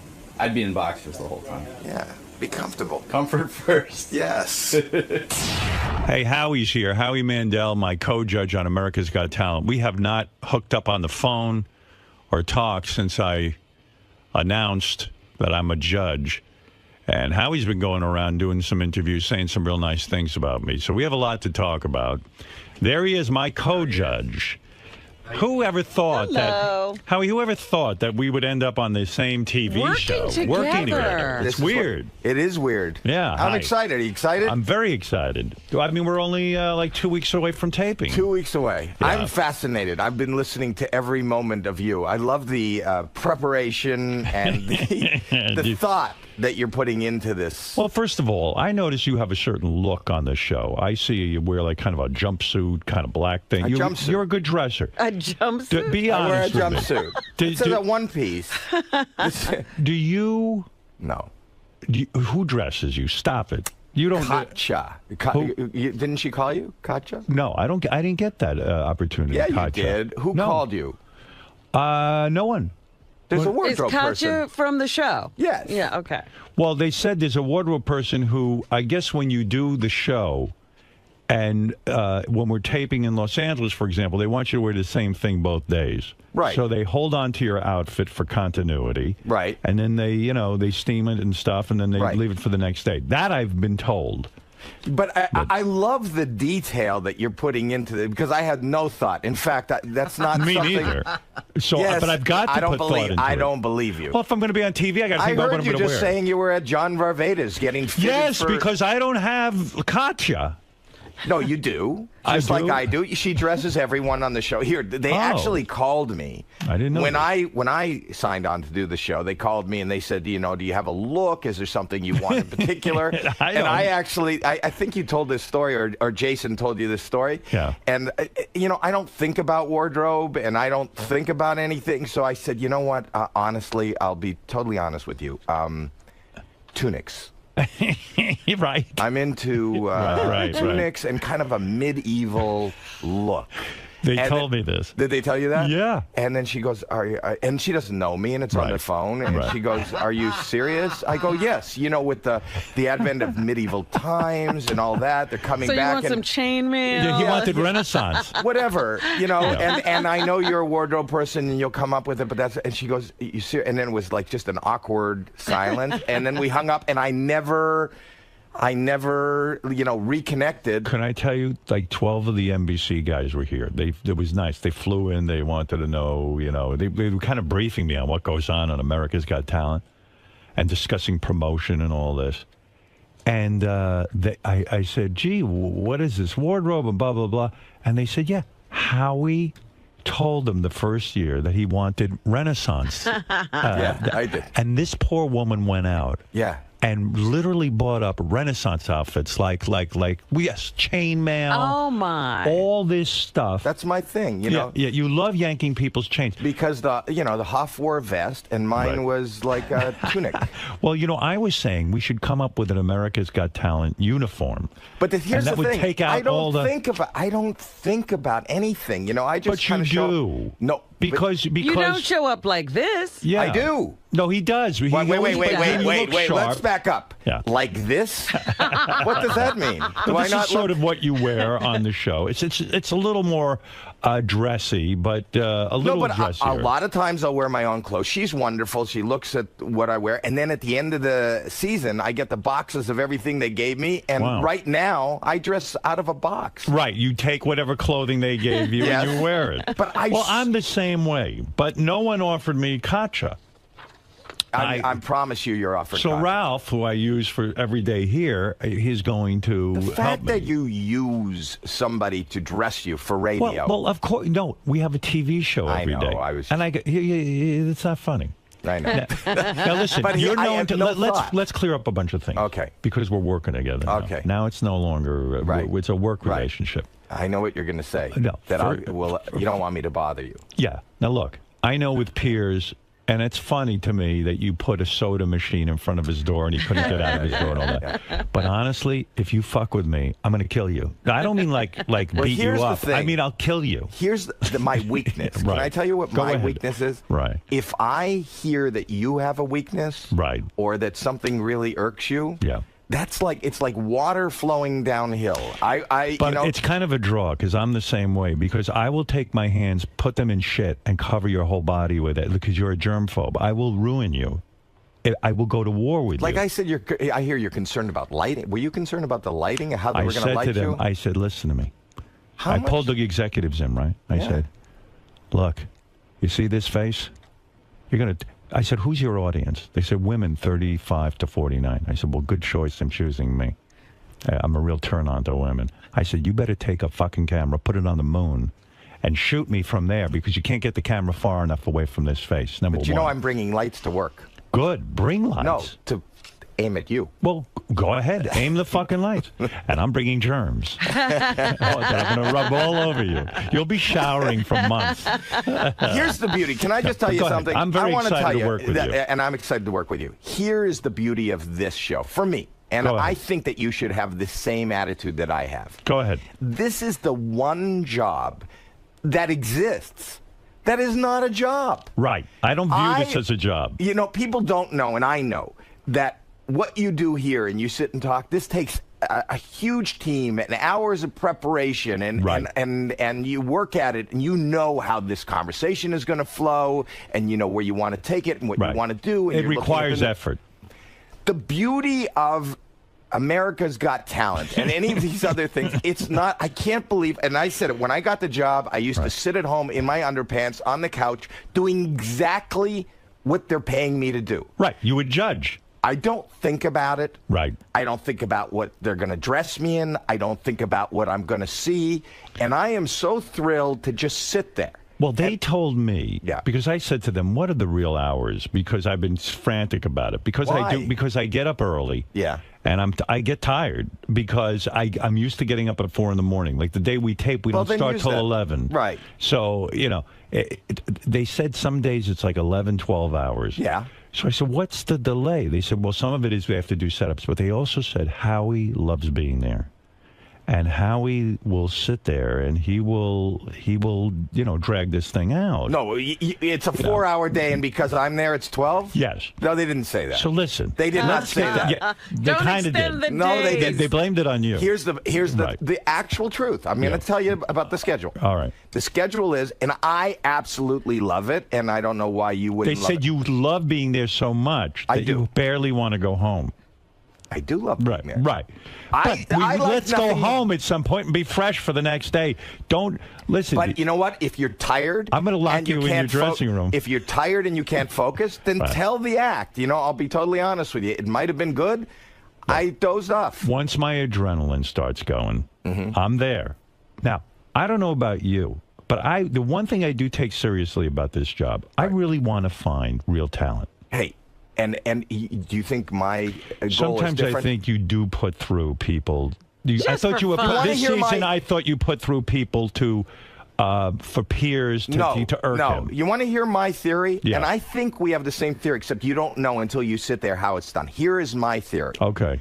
I love America's Got Talent because it is so much more than just a singing and dancing competition. I agree. I am tired of singing and dancing, and Me you could too. do that someplace else. I agree. Plus, I believe that, and I'm not taking anything away from anybody who is a phenomenal musical talent. Right. But I would love to see somebody, as you said, somebody else beyond a singer win this contest. Agree. I'd like to see a magician. If you're talking about a true great Vegas act, those guys make a fortune in Vegas. Well, here's the truth. Okay. Let me say, it's whoever. You know, a magician for me, I am not a huge fan of magic, but I am a fan of performance. Right. So if somebody figures out a way to do the 3 tricks that exist. Right. You know, and do it in a new way. Like Copperfield was really good at that. He's, flouncing around on the stage. Right. Flouncing. Yes. Yes. So, but if somebody can flounce with finesse. Exactly. Then we put them through. So here's the thing.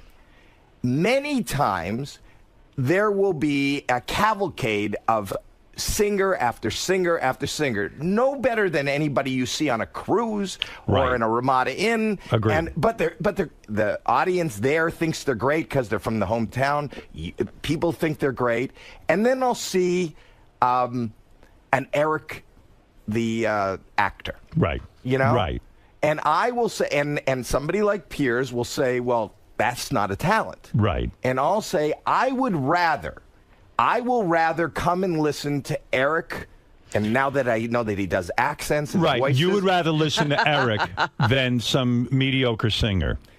And the truth be told, your whole career... But wait a second. It is the Tiny Tim factor. Like, if Tiny Tim came on America's Got Talent, Piers would have voted him off, and possibly you would have, and Sharon would have. But he went on to be a huge star because he was a freak and he was so interesting. But Tiny Tim and your Whack Pack here, and you know, there's so many other characters. But let's be real. Let's figure out now as judges, because at this point it's you and me. Okay. We can outvote Sharon. You're going to be a united front. Let's unite. Let's decide right now on this show. Right. What our criteria is going to be, because I think it's confused over there. I think you're overthinking. Are we looking for the next big superstar act that can that would take you away from the gambling tables in Vegas, that would be as good as Howie Mandel in Vegas, someone who would be compelling and great and really sell tickets, or are we looking for something like a freak show, you know? But let me just say something. A freak show, you know, and they're not in the same category, but if you look at what the Blue Man Group was doing, you know. But Blue Man Group was a fully realized show. Well, you know, when they started in a little club in a basement here in New York, right? They were, you know, 3-4 guys who were covered in blue paint, and they were banging on pipes, and you know. So explain to me why you put through those chipmunk-looking characters, the funny little people. The funny little people. They were not. Well, listen, there was no different than what you'd see in Disneyland. Well, so they put in a costume and they jumped up and down. Okay. You did that to Irk Piers. That wasn't right. No. Yes. Right. And no. Yes and no. Right. Here's the thing. You can't have yes and no. I can have both. Okay, go ahead. Okay. Yes and no. Because in that particular day, I believe that I would rather bring them forward. If I bring them forward, somebody else doesn't go forward. It fills the spot. I have a better chance of not getting another singer. I believe with those funny little people, yes, that I could create. I believe I can create. But it's up to them to create. A Vegas show. No, it's not. Yes, it is. No, it isn't. It's not up to you creating. It's what they've got to present to you on the stage. But you realize that our team there, once they go through the audition process, there's a lot of production people and production value, you know. Right. So if you look, I want to give you a better example. Okay. You hated the guy 2 years ago. There was this kid that did a kite. That flew a kite. Terrible. Why is that terrible? Because I wouldn't pay 10 cents. Okay, I don't believe criteria. you wouldn't. Here's the criteria. I'm going to ask you this when we're taping the show. Okay. If we disagree on something. Right. I'm going to say to you, hey, Howie, put up your own money and bankroll this act. You wouldn't do it. You would not bankroll the kid with the kite. You want to make And you're a guy who produces television shows, and you've got a big career. Let me tell you something. I disagree with you.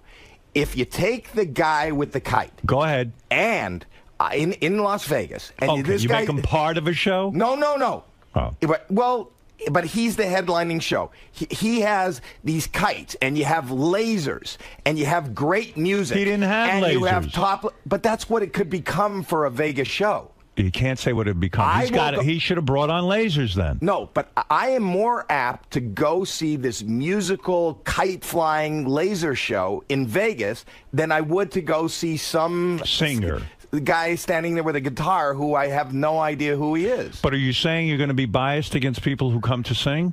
No. You're going to, if you see somebody great, you will put them through. Right.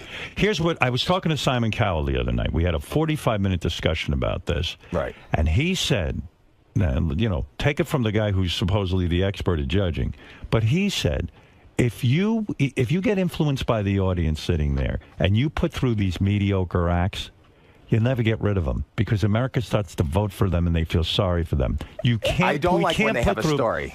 I don't like when people are voting on a story. The guy who won last year had such a story. He was a car wash guy. Yeah. To me, he was a novelty act. I don't think he should have won. Well, here's the thing. Go ahead. My take on last year and my favorite act was Illuminate. I agree.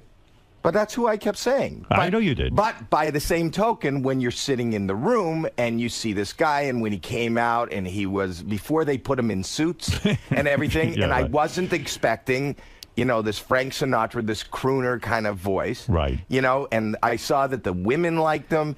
I saw they liked the sound of his voice. Beyond the story, you know, I see why he got as far as he got. And, you know, when you look at Michael Bublé and you look at Harry Connick, they've had, like, big Vegas. See, I can't stand that crap. The Harry-conic Michael Bublé. But I'm not asking you if you can stand it, and they're not asking you if you can stand it. And I don't think Vegas can stand it.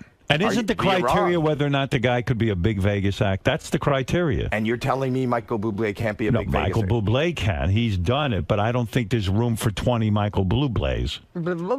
Is there room for one more?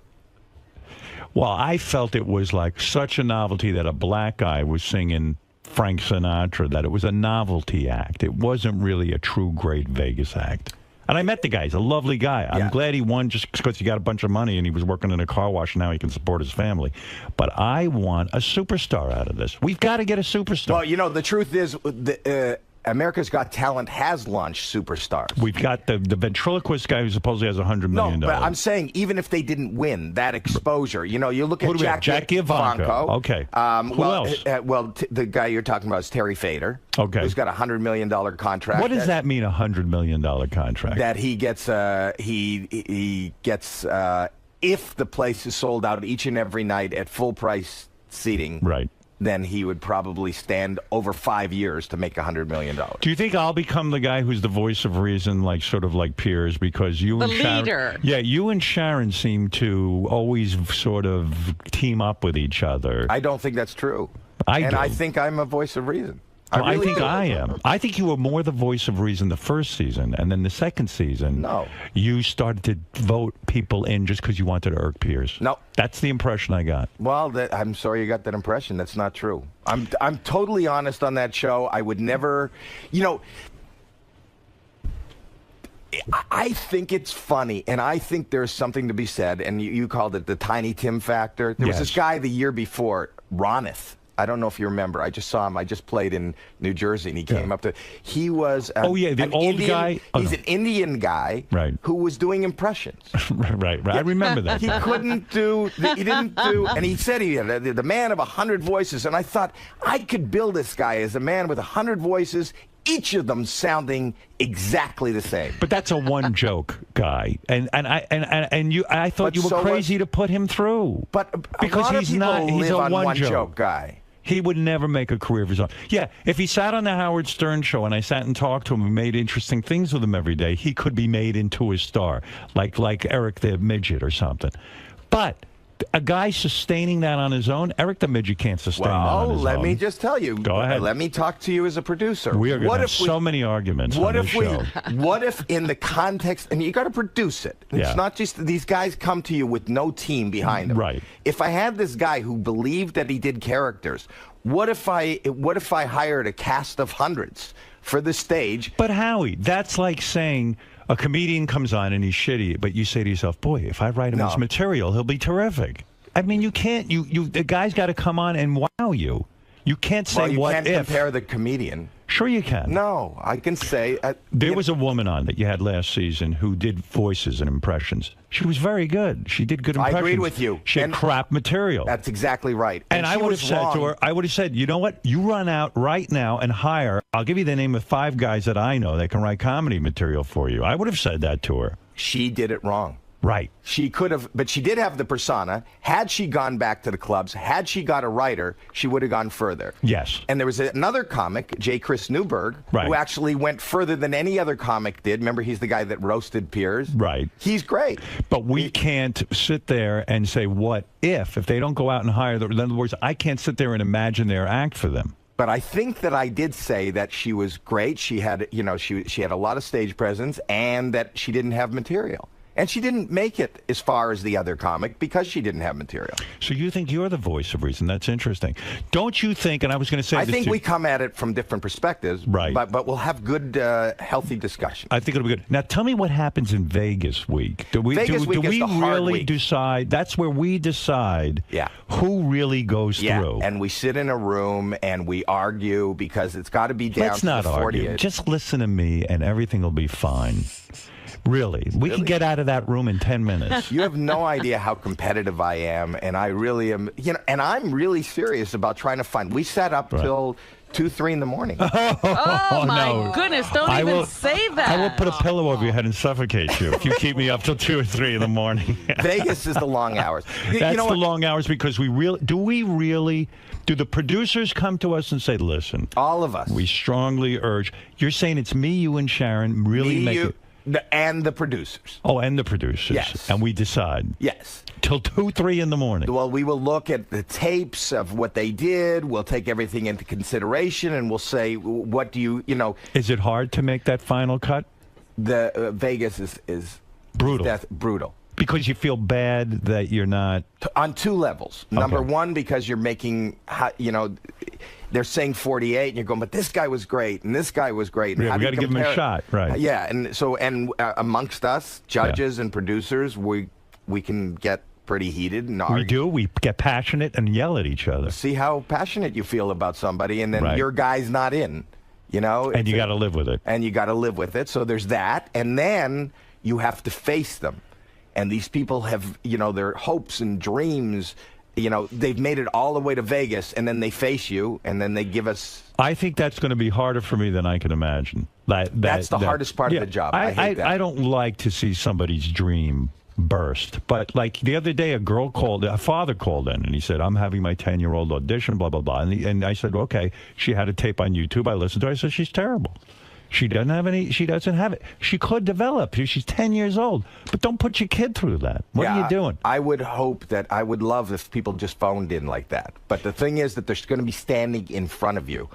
And they've made it to Vegas. Right. And their hopes and their dreams. And it's set up so that it's really tough. If for people who have watched the show, everybody shows up in Vegas. And we tell you they're put into 3 groups. Right. One group... We tell you, you're not even going to perform. You're going right to Hollywood. We're not going to Hollywood anymore. You're going to New York. Right. Wow. Okay. To New York. Yeah. You're going to New York. One group, we say, you are going to perform here. Right. And there's 48 spots. Okay. Well, there's not 48. The people that went. You've got to essentially audition again. That went to New York. You got to. There's 22 remaining spots. You got to go for the 22 remaining spots. Right. If the third group.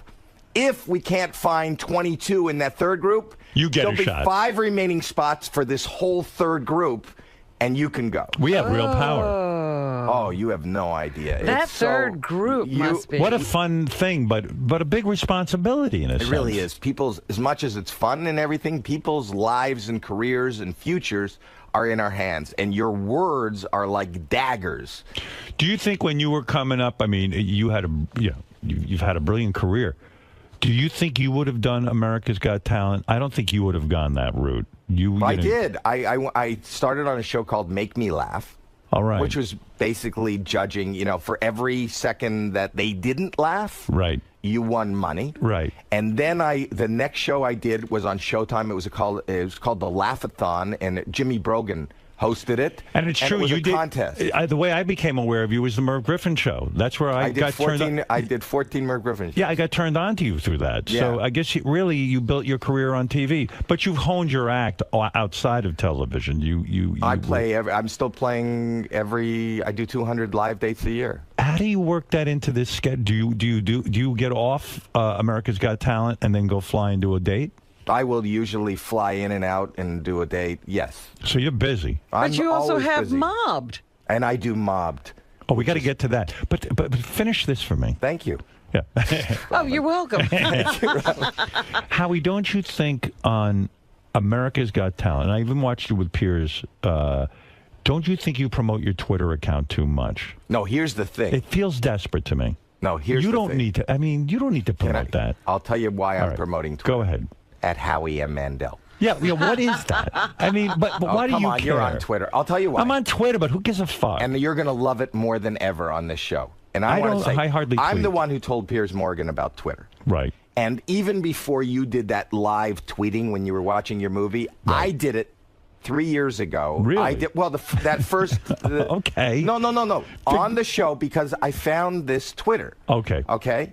And what was amazing during the live shows was people were going, I would read the tweets live. As Right, it was I remember. Going, and they were going, he's off key, he's off key. Or they were going, we can't hear you. Or they're going, and I see like a barrage. Well, I'm not going to sit there and listen. I read a big mistake is for us to react as an audience when we judge. And Simon said this. The biggest mistake you can make is react to what the audience is doing. If they're cheering and screaming and then you put them through. We have to tune out the audience. And the Twitter people, you have to tune out. Who are they? Well, here's what I do. We're interested in your opinion. At that point, when we're in the live show, right. I think that we're looking for somebody that is marketable to America. And even if I don't like the act, even if I'm not a fan of country music, I'm not really a fan of magic. You will read the Twitter and say, okay, since they like it, I'll put them through. I think that's wrong. No. It's not that easy. But I want to be informed. Right. I want to be informed by what's happening. And I have a live... And they got mad at me. The producers went, you better put that down. Right. NBC came out and said, stop that. Yes. And this past year, right, they told everybody, tweet and do it because they're getting another platform to promote. Everyone's with social media. Yeah. But I think that it is our obligation to give our opinion, which you do. I do. And then fuck Twitter and everyone else, and this is it. We're the judges, and that's it. But don't you want to know, I will say that, to a contestant, I don't get it.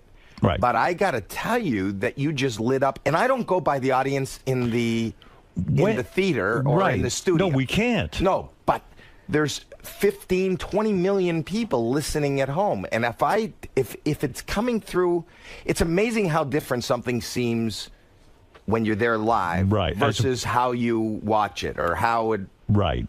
And I'm interested in seeing how the audience is. How many times during the season do we get to have sex with the good-looking girl contestants so that they can get put through to the next round? How often do you take advantage? Like, do you take advantage of that a lot? It is encouraged. Yeah. But right. You send out a vibe and you hope for the best. Right. Yeah. You must be. Do we have a lot of downtime? No. No, there's not a lot of downtime. You get in there and things start to happen. Yeah, that's the thing. The 12-hour day is like a packed day. It's act after act after act. See, I'm a fan of, when I'm not working, I'll sit on YouTube. I watch TV. My TV's on 24/7. Yeah. I don't sleep. That's the problem. You're a little too into it. We can't spend all day there. Let's move along, get the opinion, and go on. Well, we get the opinion and we do move on. But I could see. I love great acts. I love bad acts. It's the best job. It is fun. I tell you what. I said to Robin, I said, I got to get on one of these shows and be a judge.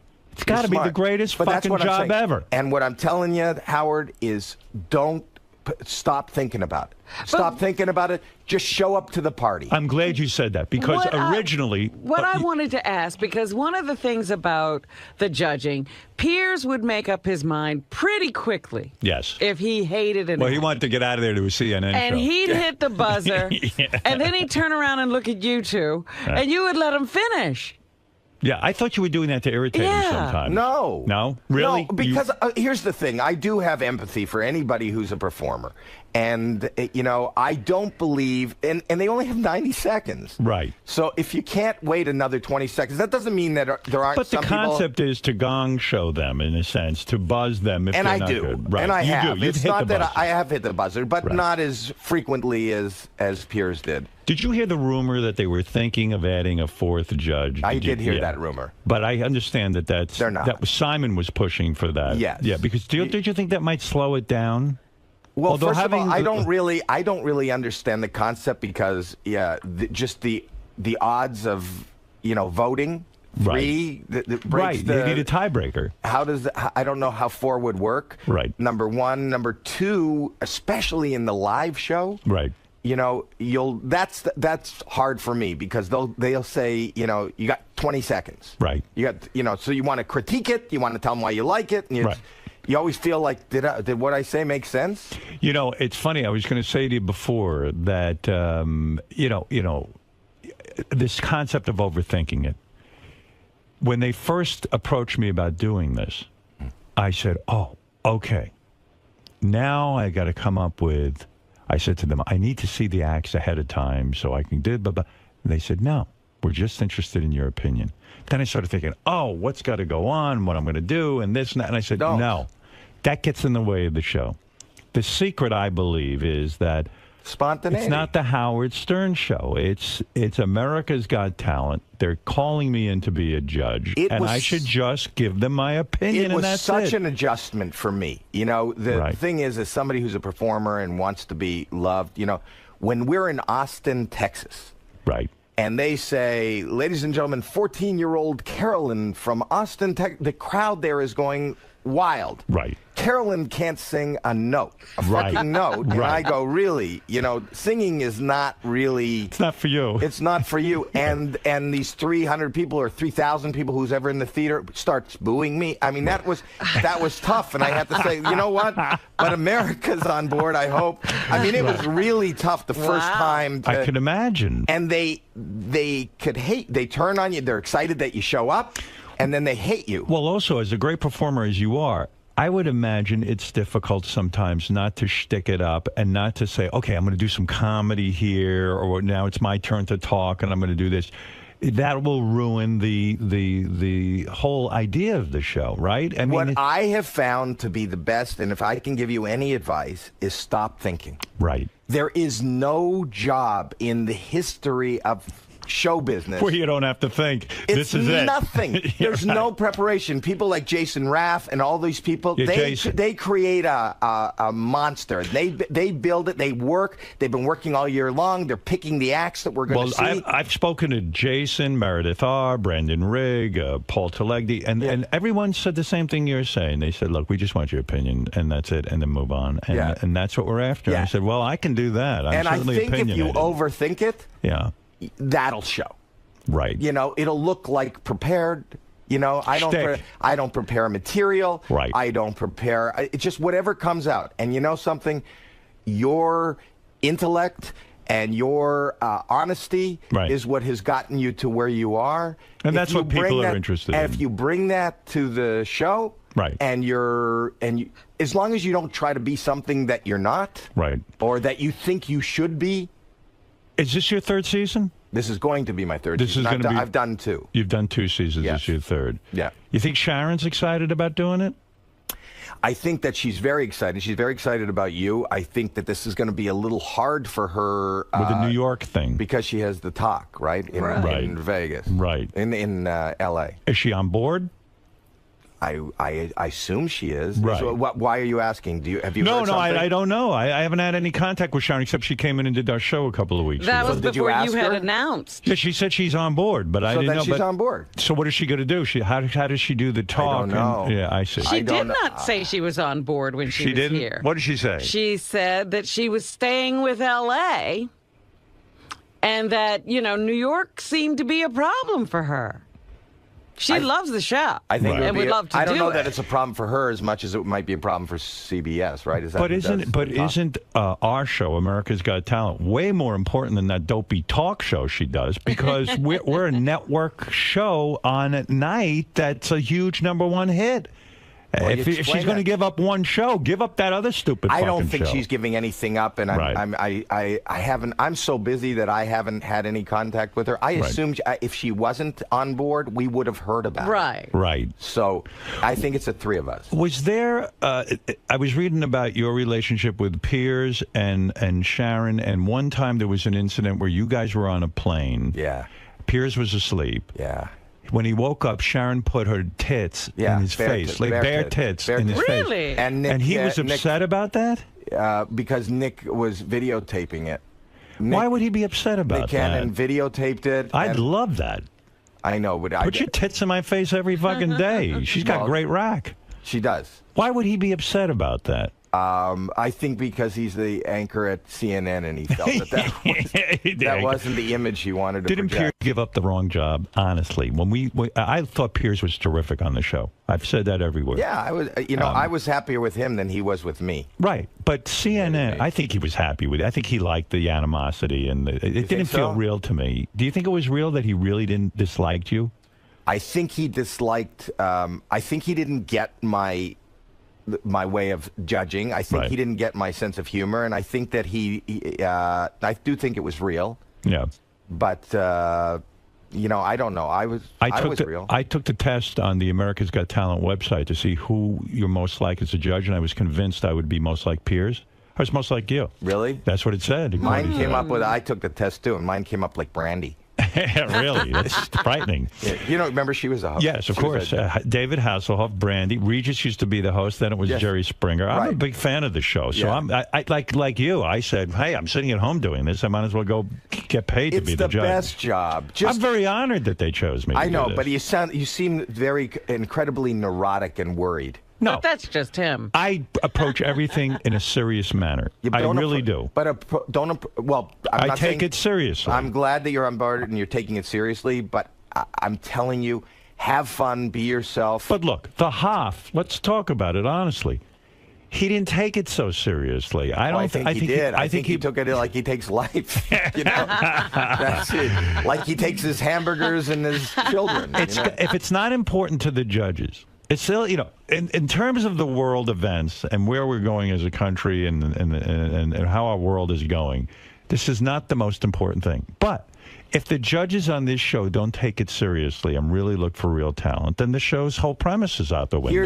Here's where for me, where it goes wrong. If the judge is more concerned about how they're being perceived versus their honesty. Has that happened? Was Piers? Are you referring to Piers? I'm not referring to anybody in particular, but I know that it's hard for some judges, even at a time when they believe that they should be negative, or they believe, and so I just learned, and I'm comfortable, and I've got 3 years in, and it'll take an adjustment for you. Yeah, I think so. You know, it'll take an adjustment.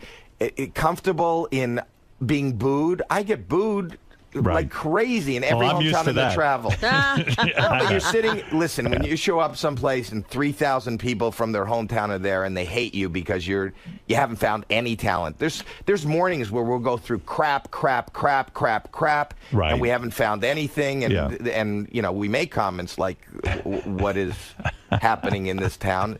It's a hard adjustment, but it's a great show. Now, I like Nick Cannon on the show, Howie. I love Nick Cannon. I think he does a great job. And I told him that I was on his show, and I really do. But I am so worried about this guy. Today he'd announced well, first of all, his kidneys failed. Why did they fail? This is a guy who doesn't want to be home. He works nonstop. Did you know his schedule? It's like nuts. It's nuts. Now he announced he's directing a movie. No. Where he's teaming up comedians. And who is he teaming him up with? Comedians and rappers or something. He's directing a movie. When? This is a guy who is not aware of his own health. He's definitely not a guy who wants to be home. Let's be honest, right? I mean, he's like a Jamaican. He's taking 50 jobs. And I said to him, I think you're key to the show. I want you there. Why don't you give up a couple of jobs?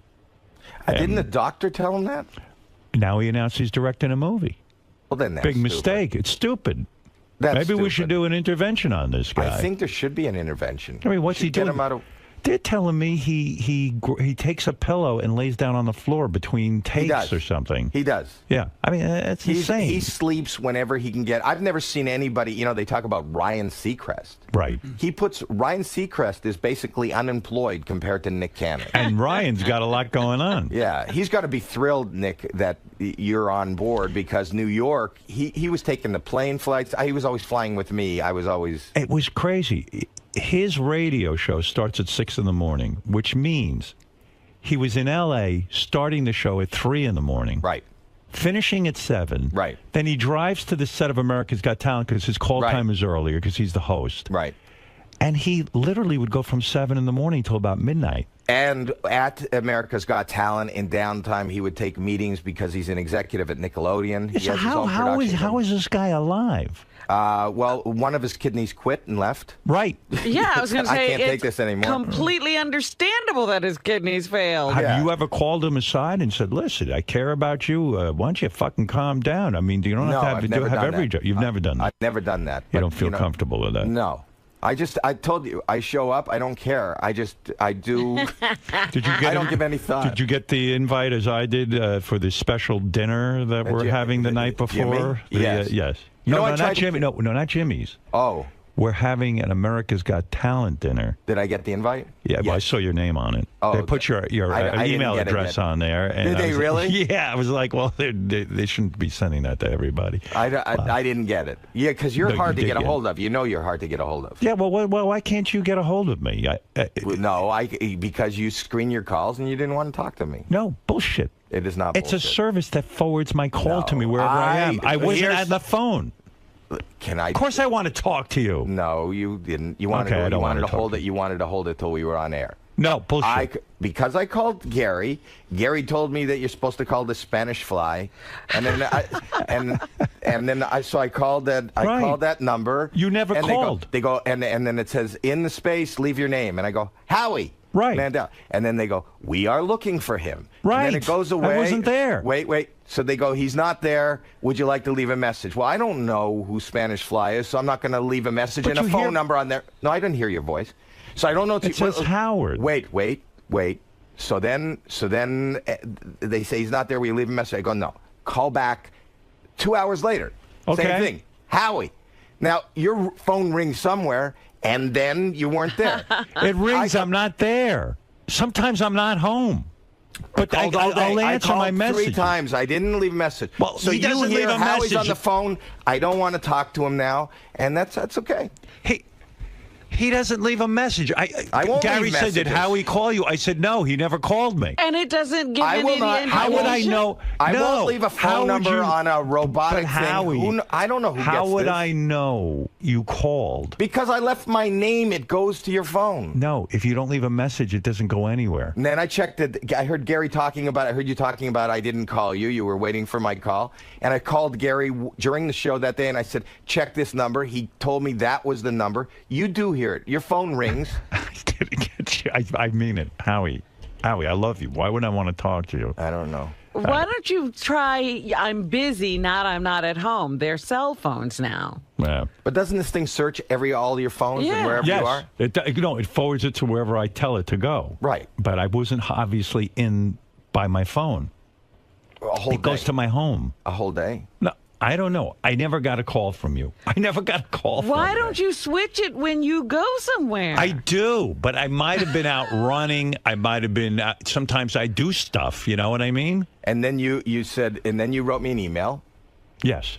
And you said, I'll call you. And I never called you. Right. Well, I didn't want to bother you. You were calling me. I wasn't looking for you. Well, then I you wanted didn't tell me to call you. But actually, this is probably the conversation we would have had on the phone, right? I mean, So just you want had to it. save it for radio? No, it just worked out that way. I mean, what would we say in private about this? How do you know what I wanted to call you about? What did I assume you wanted to call me about America's Got Talent? Yeah. Right. So we had it. Did you have something private you wanted to say to me? Never mind. I'm excited. Do you know? I'm excited to be working with you. How's the OCD? It's not good. It's bad? What? Worse than ever? A little bit. You know, I'm doing this show, which makes it hard for me. Which show? The Mobbed. Mobbed. Which will you watch it tonight? I know you're on Letterman. Now, but this is then- your second season.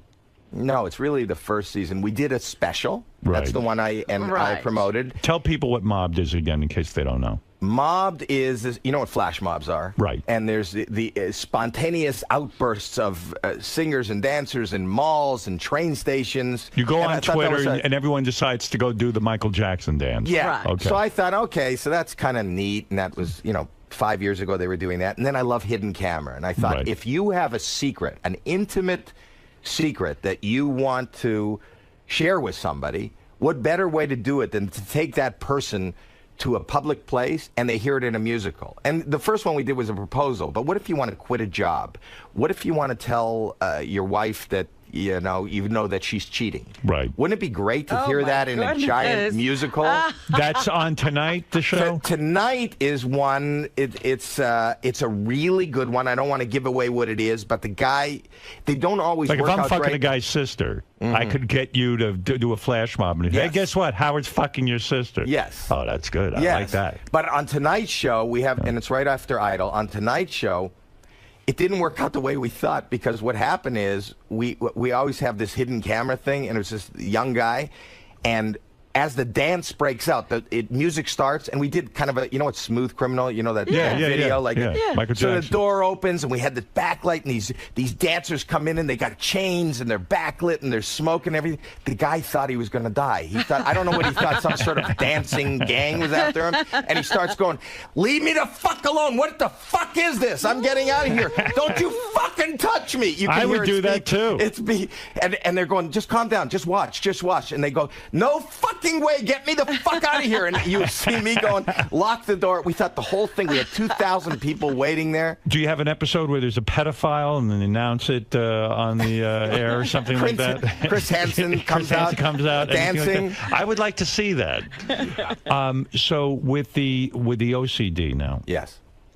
I didn't know this part. You never told me. When you were a kid, when you were like a teenager, you'd come home from school and shower for 2 hours. Yeah. That's unfucking believable. You've been tortured by this your whole life. Yes. I mean, imagine in high school. Who showers in high school? No. I showered once a week in high school. Right. Boys are usually notorious for not showering. That's right. Go ahead. Hands, Bill. You're on with Howie Mandel. Watch Howie Mandel host Mob, premiering tonight at 9 o'clock on Fox.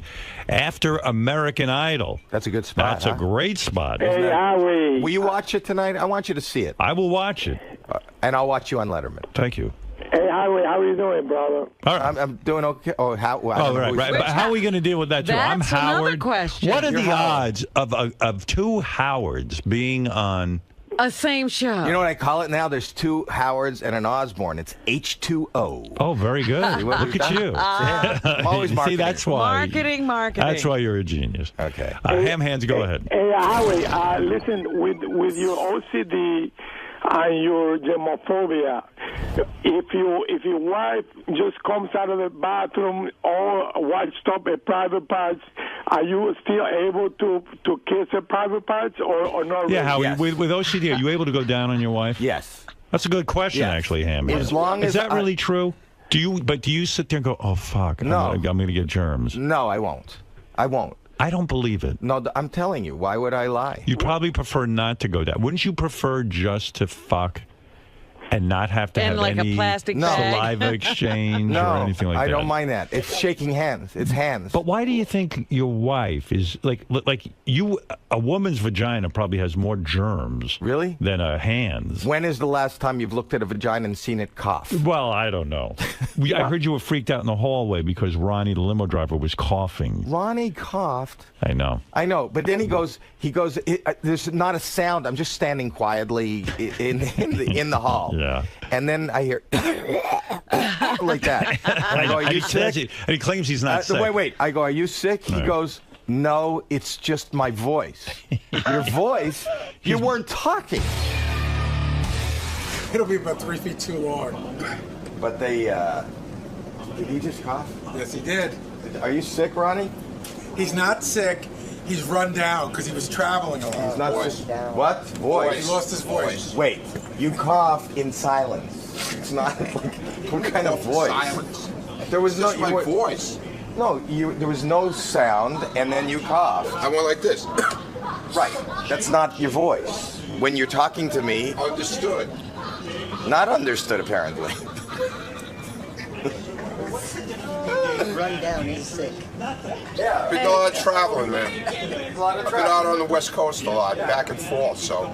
People travel, they bring back the bird flu. What can I do? You could stay back from me. I had to do it. He's been doing these live club dates where he goes That's out what and he says. screams. And so he's losing his voice. But I'm on tour. I do dates all the time. Yeah, well, you talk like a normal person. Yeah, you don't scream like he does. His act is going up there and screaming and yelling out obsenities. Really? That's the whole act. I saw him. You'd probably put him through on America's Got Talent. I saw him at the UFC fight, and he told me he's got a deal with Fox. He had his own talk show, but he's not allowed to say. I don't know. What kind of marketing plan is that? I can't talk about it yet. I don't know. I can't talk. It's got a bigger veil than your announcement for America's Got Talent. One of the questions that came up in this meeting with NBC is like, they said to me, well, how much promotion are you willing to do? How much were you willing to do on your own? And how much are you willing to do with the other judges? I said, I would be thrilled to appear with Howie. Why do they send him there's in? Ronnie. Why'd they send you in if you're sick? Howie's going to freak out. Come on, man. What? What do you want to say? I'm in the middle There's of an nothing interview. wrong with me. No, you're sick. You were coughing even in the car this morning. And I'm germphobic, and I was freaking out. Hello. You were sick for 2 weeks? Yeah. I wasn't, okay? No, but what does that got to do with anything? All I'm saying, sick. no, I'm telling you, I am fine except Then for why my were you coughing throat. so much? And I'm fine except for my throat. My throat is dry. It's just I told you. I've just got a touch of the strep. Yeah, he's. All right, listen, I'll leave you back to your interview. All right, thank you. Yeah. For Howard TV, you're going to love it. It was such a great moment. Ronnie's like standing against the hallway, probably like 6 feet away from Howard, and he coughs, and he tried to make it like. He tried to like cough into his shoulder, and Howard just starts like moonwalking. Yeah, right. Is the worst part of America's Got Talent when at the beginning you have to run through the audience? Why don't we do away with that? I don't want that either. Well, you know what? You got them to move to New York. Right. You've got all these changes. Can I put that on you? If there's one thing, I love the job. I don't mind the hours. Everybody high fives and this and that. Oh, my goodness. You have to high five? I don't. He doesn't. He does a little fist bump. Right. Yeah, and I run, but these hands, it's just a sea of, it's like the worst fucking nightmare, the opening of America's Got Talent. It's the only show out of all of them, like X Factor, American Idol, blah, blah, blah, where the judges run through the audience. Maybe they'll make a change. They've made a change. They've changed coasts, and maybe they'll make a change. I don't want to touch I love the audience. Right. I just don't want to touch you. You love them to a degree. Yes. I don't want to touch their hands. Why don't we wear hazmat suits as we walk in? Literally, like a spacesuit, like we're landing on the moon, and then when I came in last year. I came in a bubble. I remember. Yes. I felt for you because I know it's uncomfortable. It is for uncomfortable. You. Yeah. I hate that. I really am. I'm not going to lie. See, I'm not as bad as you. I would be able to walk through the audience, shake everyone's hand, and then when I get to my table, discreetly put some of that Purell on my hands. Yeah, but I can't use the Purell anymore. Why? But, because you've hurt your hands. No, I told you. I've told this story before. I You get overused it, and you get rashes. and I got warts because I had viruses because I killed all the antibodies in my hands. Oh, so you can't use Purell anymore? No, I don't know I had my friend who's a surgeon give me that. I was using Purell. I was using whatever they use for surgery. Oh, betadine. No, betadine is. I don't know what I was using, but whatever they. Do you sometimes forget and shake someone's hand like I do, and then all of a sudden I go, oh, now I gotta. I never forget. You never forget. No. When somebody puts out the hand, what do? You offer them the fist bump? The fist or nothing, or I turn and walk away. You turn. It's so terrible. I mean, you are a social guy, and look what you're going through. I'm not as social as you think. Oh, really? I'm not. I'm not really that social. I love people. I'm a mess. You just coughed into your hand, so I was very aware of that. Yeah, don't come near me. But I won't shake my hand now. What's going on with Deal or No Deal? Is that gone? Yeah, there's a slight talk of doing more, but I don't know. What does that mean, slight talk of doing more? I thought the show was a huge hit. Well, it had become a daytime show. Right. Yeah. I did. Well, we did 500 episodes. Yeah. You know, that's a lot. I was dealed out for a while. Do you think that's what happened? The show just burnt out? They put it on too much? I think so. We're on a hiatus, and you know, there's always a possibility that there could be more. Look, Fear Factor is back. Do you miss it? Yeah, it was. That was a good gig too. It was a really good gig. You've gotten some great gigs. All my single friends miss the fact that I was on Deal or No Deal. My son misses. Yeah, right. Deal or No All Deal. those hot chicks. You know, I had my son working. I don't know if I told you this. One summer, I got him a job as an intern on the show. Yeah. And they came to me very uncomfortably, and they said, "Howie, can you talk to your son?" I go, "Why?" They go, "He has set up his office under the steps." He was under, you know, the girls came down to the Oh, my God. So he's looking up their skirts. He was looking up their skirts. And I said his to old him, man. Alex, yeah. Yeah, right.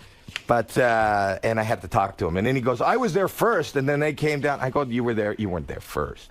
They were there first." Do you realize I think I'm the first American judge? Yes. On America's Got Talent. Talent. I'm American. You are now? Yeah. Weren't you? You were born Canadian, I have right? a dual citizenship. Oh, you do? Yes. Oh, so you are American. All well, right. I became. All right, good. All right, because I But like you were the first born and raised in America. Right. Yes. I have a huge burden on my shoulders. Yes. Yeah. Well, I'm excited. I can't wait to work with you. I can't tell you how be more excited, thrilled. how great I think it is for the show, and I think that your presence is going to take the show to another level. I really hope believe so. that. I think it'll be fun. I believe it, and I love all the controversy, and I love that wherever I go, people, that's the burning question. Well, I was bringing this up before because I did a Super Bowl commercial for America's Got Talent. Did you really? Yes. Oh, that's great. I shot one. Okay. And I assume it's going to air this Super Bowl. Right. We'll see. What? Seemed funny to me. But, I'll believe it when I see it. Could be rejected? Who knows? But they said to me, I said, I'd like to do some promotion with the other judges. And so there was a discussion on how much promotion I would do. Right. And when I would appear with the other judges. So at some point, I guess we'll be appearing somewhere together. That would be great. Right. And you and I have a problem because we're going to have to be quiet while the other one performs, even in an interview, right? That's a difficult thing to do, isn't it? Do you find that difficult? I've gotten more comfortable in we're an you're ensemble. coming up, right? And you see, you're coming from the autonomy of doing this show, and this is what you've done all your life. And I came from stand-up comedy and whatever. So it was really hard for me.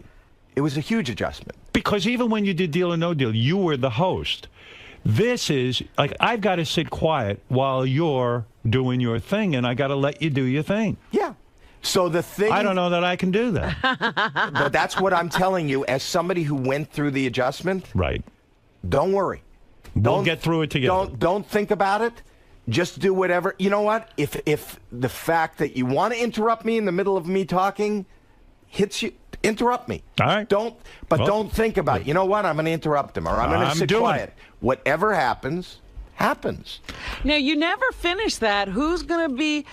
What are you going to be called on this show? Well, I'm Howard. You're Howard. Or Your Majesty. Your Majesty. The king of all media. I'm Howie. Okay. He's Howie. Thank God he's a Howie. Yeah. No one called... in summer camp, I used to be a Howie. Right. And when I got on the radio, I said, fuck being a Howie. I'm a grown man. I'm Howard. We've talked about it. Howard, for me, is it makes me cringe because Howard was always in trouble. Yeah, so I'll be Howard. You'll be Howie. Howard? Yes. Nobody was happy when they called me Howard.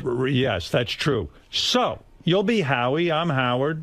We got Sharon. And we got Sharon. And we got Nick. And that's it. Let's go do this thing. This is going to be great. Enough fucking talk about it. And Let's what are you doing tonight?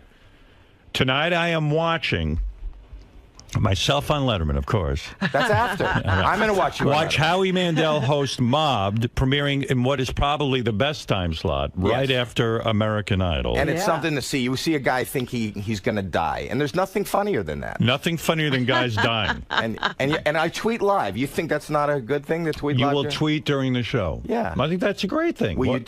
I'll Twitter you. I'm not going to read that. No, I want you to say you're watching it. I want to just see that you're really watching it. What is with you and Twitter? You're obsessed. I am Forget obsessed. it. Forget that. You're not. You're on it. I'm on it, but I'm on it once or twice. Yeah, every 2 weeks we get a naked picture of my your wife. That's it. I don't know what else to tweet. What would I tweet? Anything I got to say, I say here.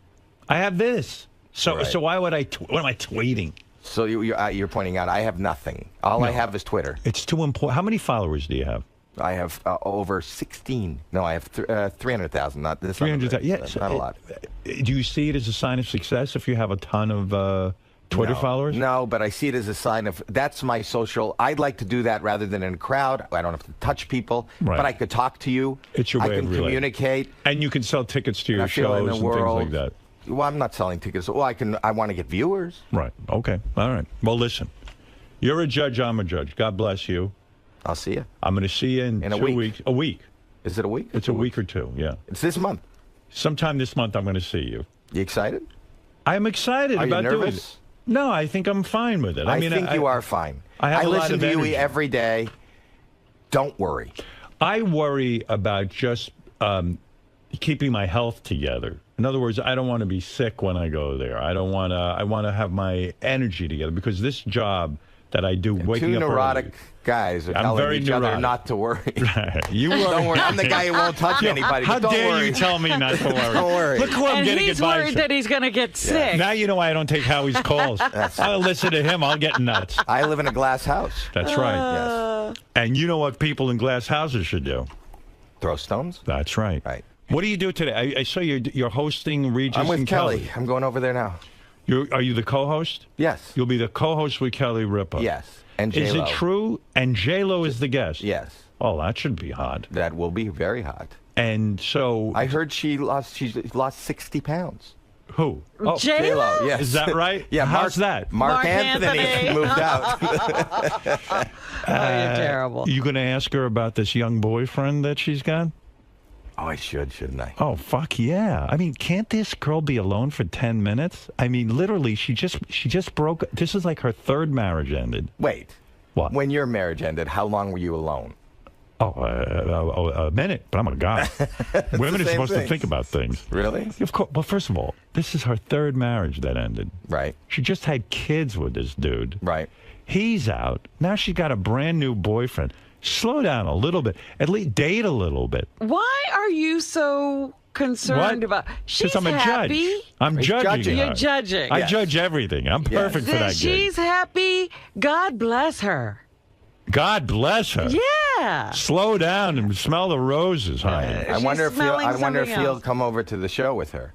Oh, he probably has homework. Yeah, exactly. Will you ask her stuff like, like how long did it take the new guy to get into your pants and stuff, or is that too controversial for the Regis and Kelly show?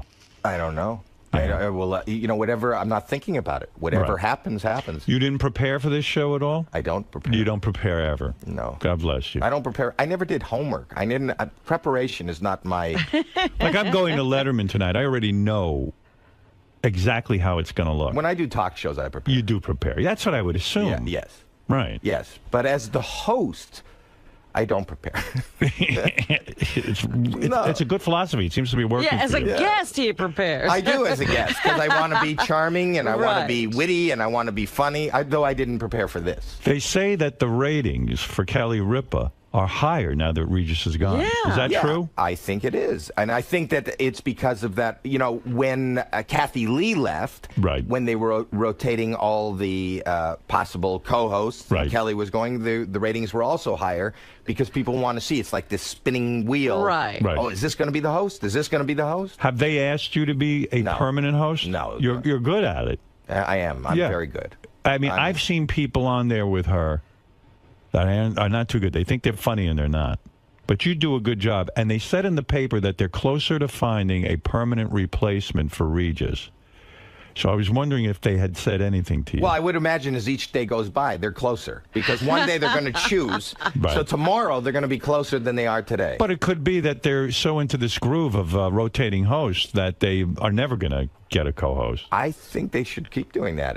Don't you think that would be a good show, that they can continue to do that? Do you like doing that show, the morning show, and being the co-host? Yes. I think that Kelly is brilliantly funny. Do you find yourself biting your tongue, though, because it's so... Yes. In other words, the things you really want to talk about, you can't. No. Right. I can't. You know that. That's the secret to success, biting your tongue on some of these shows. I wonder if you're going to bite your tongue at all on America's Got Talent. Well, of course. I mean, listen, first of all, I have to bite my tongue or else I'll end up taking over the show and turning it into the Howard Stern show. Like you said, you resist turning it into the Howie Mandel show. I've got to be able to do that.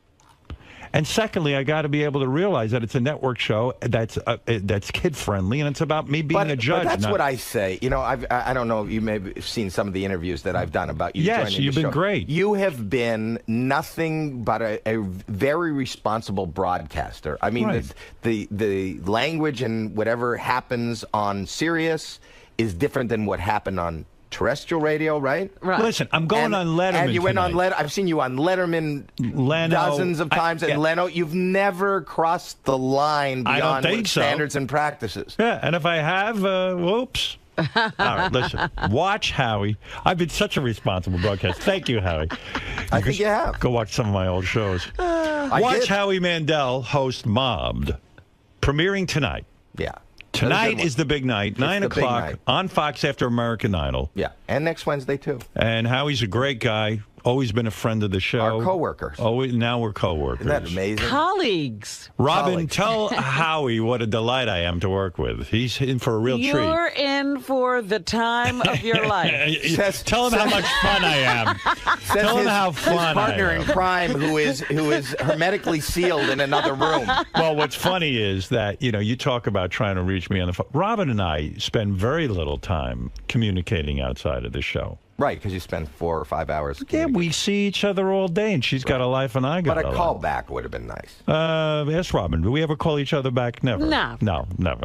You leave a message and you let it go. And you let it go.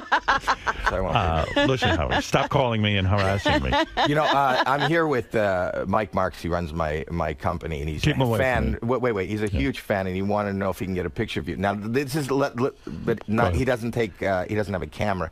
He does sketch artist. He's a sketch artist. Wants to wants to sketch us? He wants Perfect. to. Can he come in for like 10 minutes and just sketch you? Sure. Yeah, absolutely. That's what he I don't does. mind. Go ahead. That's what he does. See, you don't get under my skin like with Piers. You amuse me. So Mike Marks can come in and just draw you? Sure, absolutely. For a good hour. All right, Howie. Yes. Calm down. All right. Everything will be fine. And stop worrying. That's my advice to you. Okay.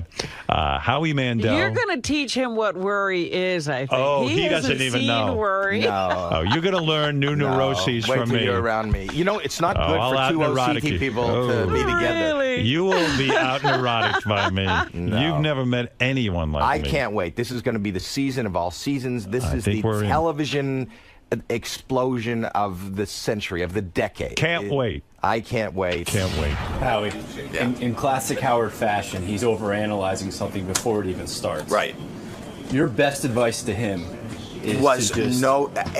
any job I've ever had, anything that I've ever done in show business, and I've been in show business for 35 years, it's the only job that there's no skill involved, there's no planning involved.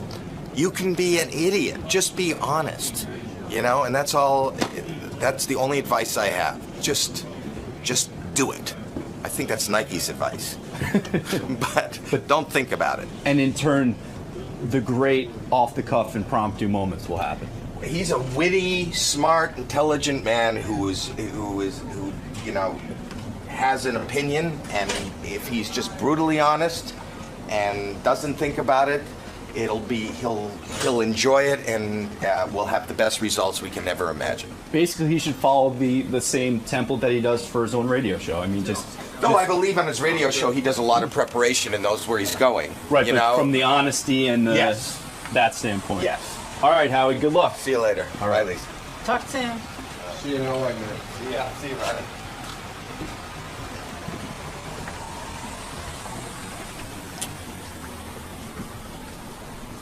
Wonder if Howie's gonna have a cold now. Oh, stop it.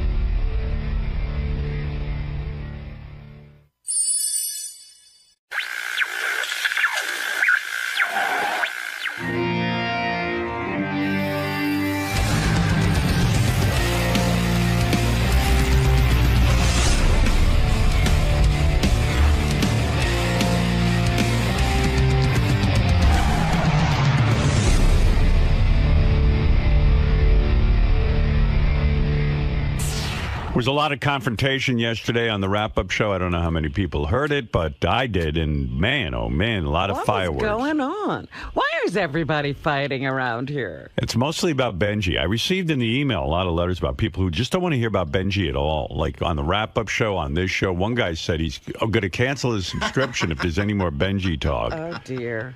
And I thought, actually, I had limited the Benji talk, but the wrap-up show picks up where we leave off. Right. What we don't pick up on, they discuss. Yeah. And a lot was made that Lisa G is consumed with Benji and the girlfriend, and that the girlfriend is using Benji. But I think, she's just weighing in with her opinion, much like everyone else.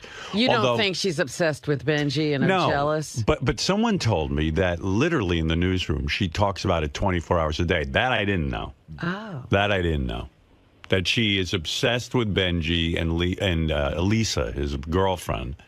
And that she talks about Benji and Elisa constantly, to the point that some people put on their headphones so they don't have to hear Lisa talking about it. Wow. Yeah. So she'll talk to herself about it if nobody's listening. Yeah. They say she's obsessed, but, from what I heard, she's just someone like me who weighs in about the people who work here. Benji's in a relationship where I thought Lisa actually made a lot of sense on the wrap-up show, and I thought she gave Benji some good advice. I'll play you a clip. And you tell me if you think she's dead on. I do. And she basically says, well, here, I'll play it for you. I'm not mad at you. Like I said, it feels tacky to me. And that's upsetting to me because I like you and I know who you are. And we had a private talk about it. Yeah, and you said very, very mean stuff publicly about my girlfriend. I thought you were being very, very... What did she say that was mean? I'm not going to repeat it. Well, I think the comment was in one of my pieces. John will repeat it. Lisa called Lisa's career a non-career. No, I said... referring to her musical ability. No, I said Benji's trying to be a hero to a non-career. That's what I said. Lisa's memorized the line. So that was a strike. And I apologize. No, you never. Actually, you said I'm sorry. You kept saying I'm sorry if that hurt your feelings. Didn't you never also said apologize for saying it?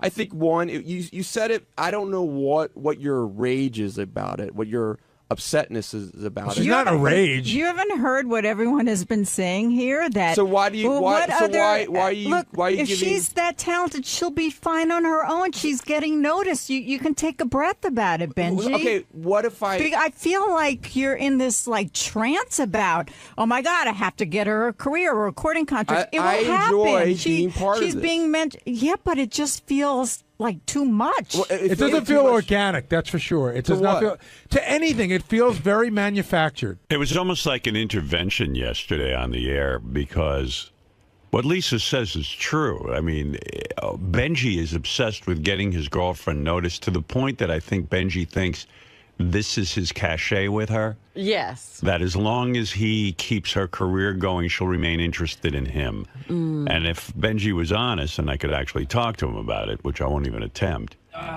I believe that he would relax a lot more if he stopped all this and finds out whether she loves him for him. Dude, you are being so...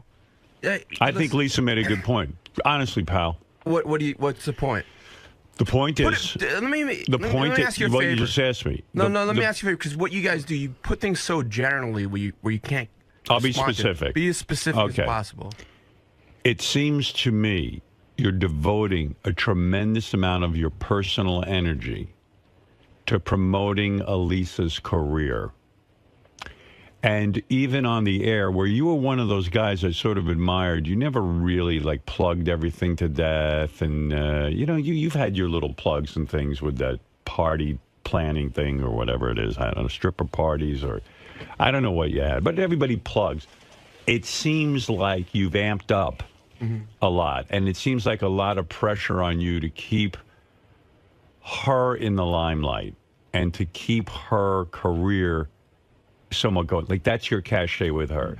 She, I could even hear, the brother on the news saying you're a great... And now you have her brother on the radio, and you have her parents on the radio, and the news department covered it.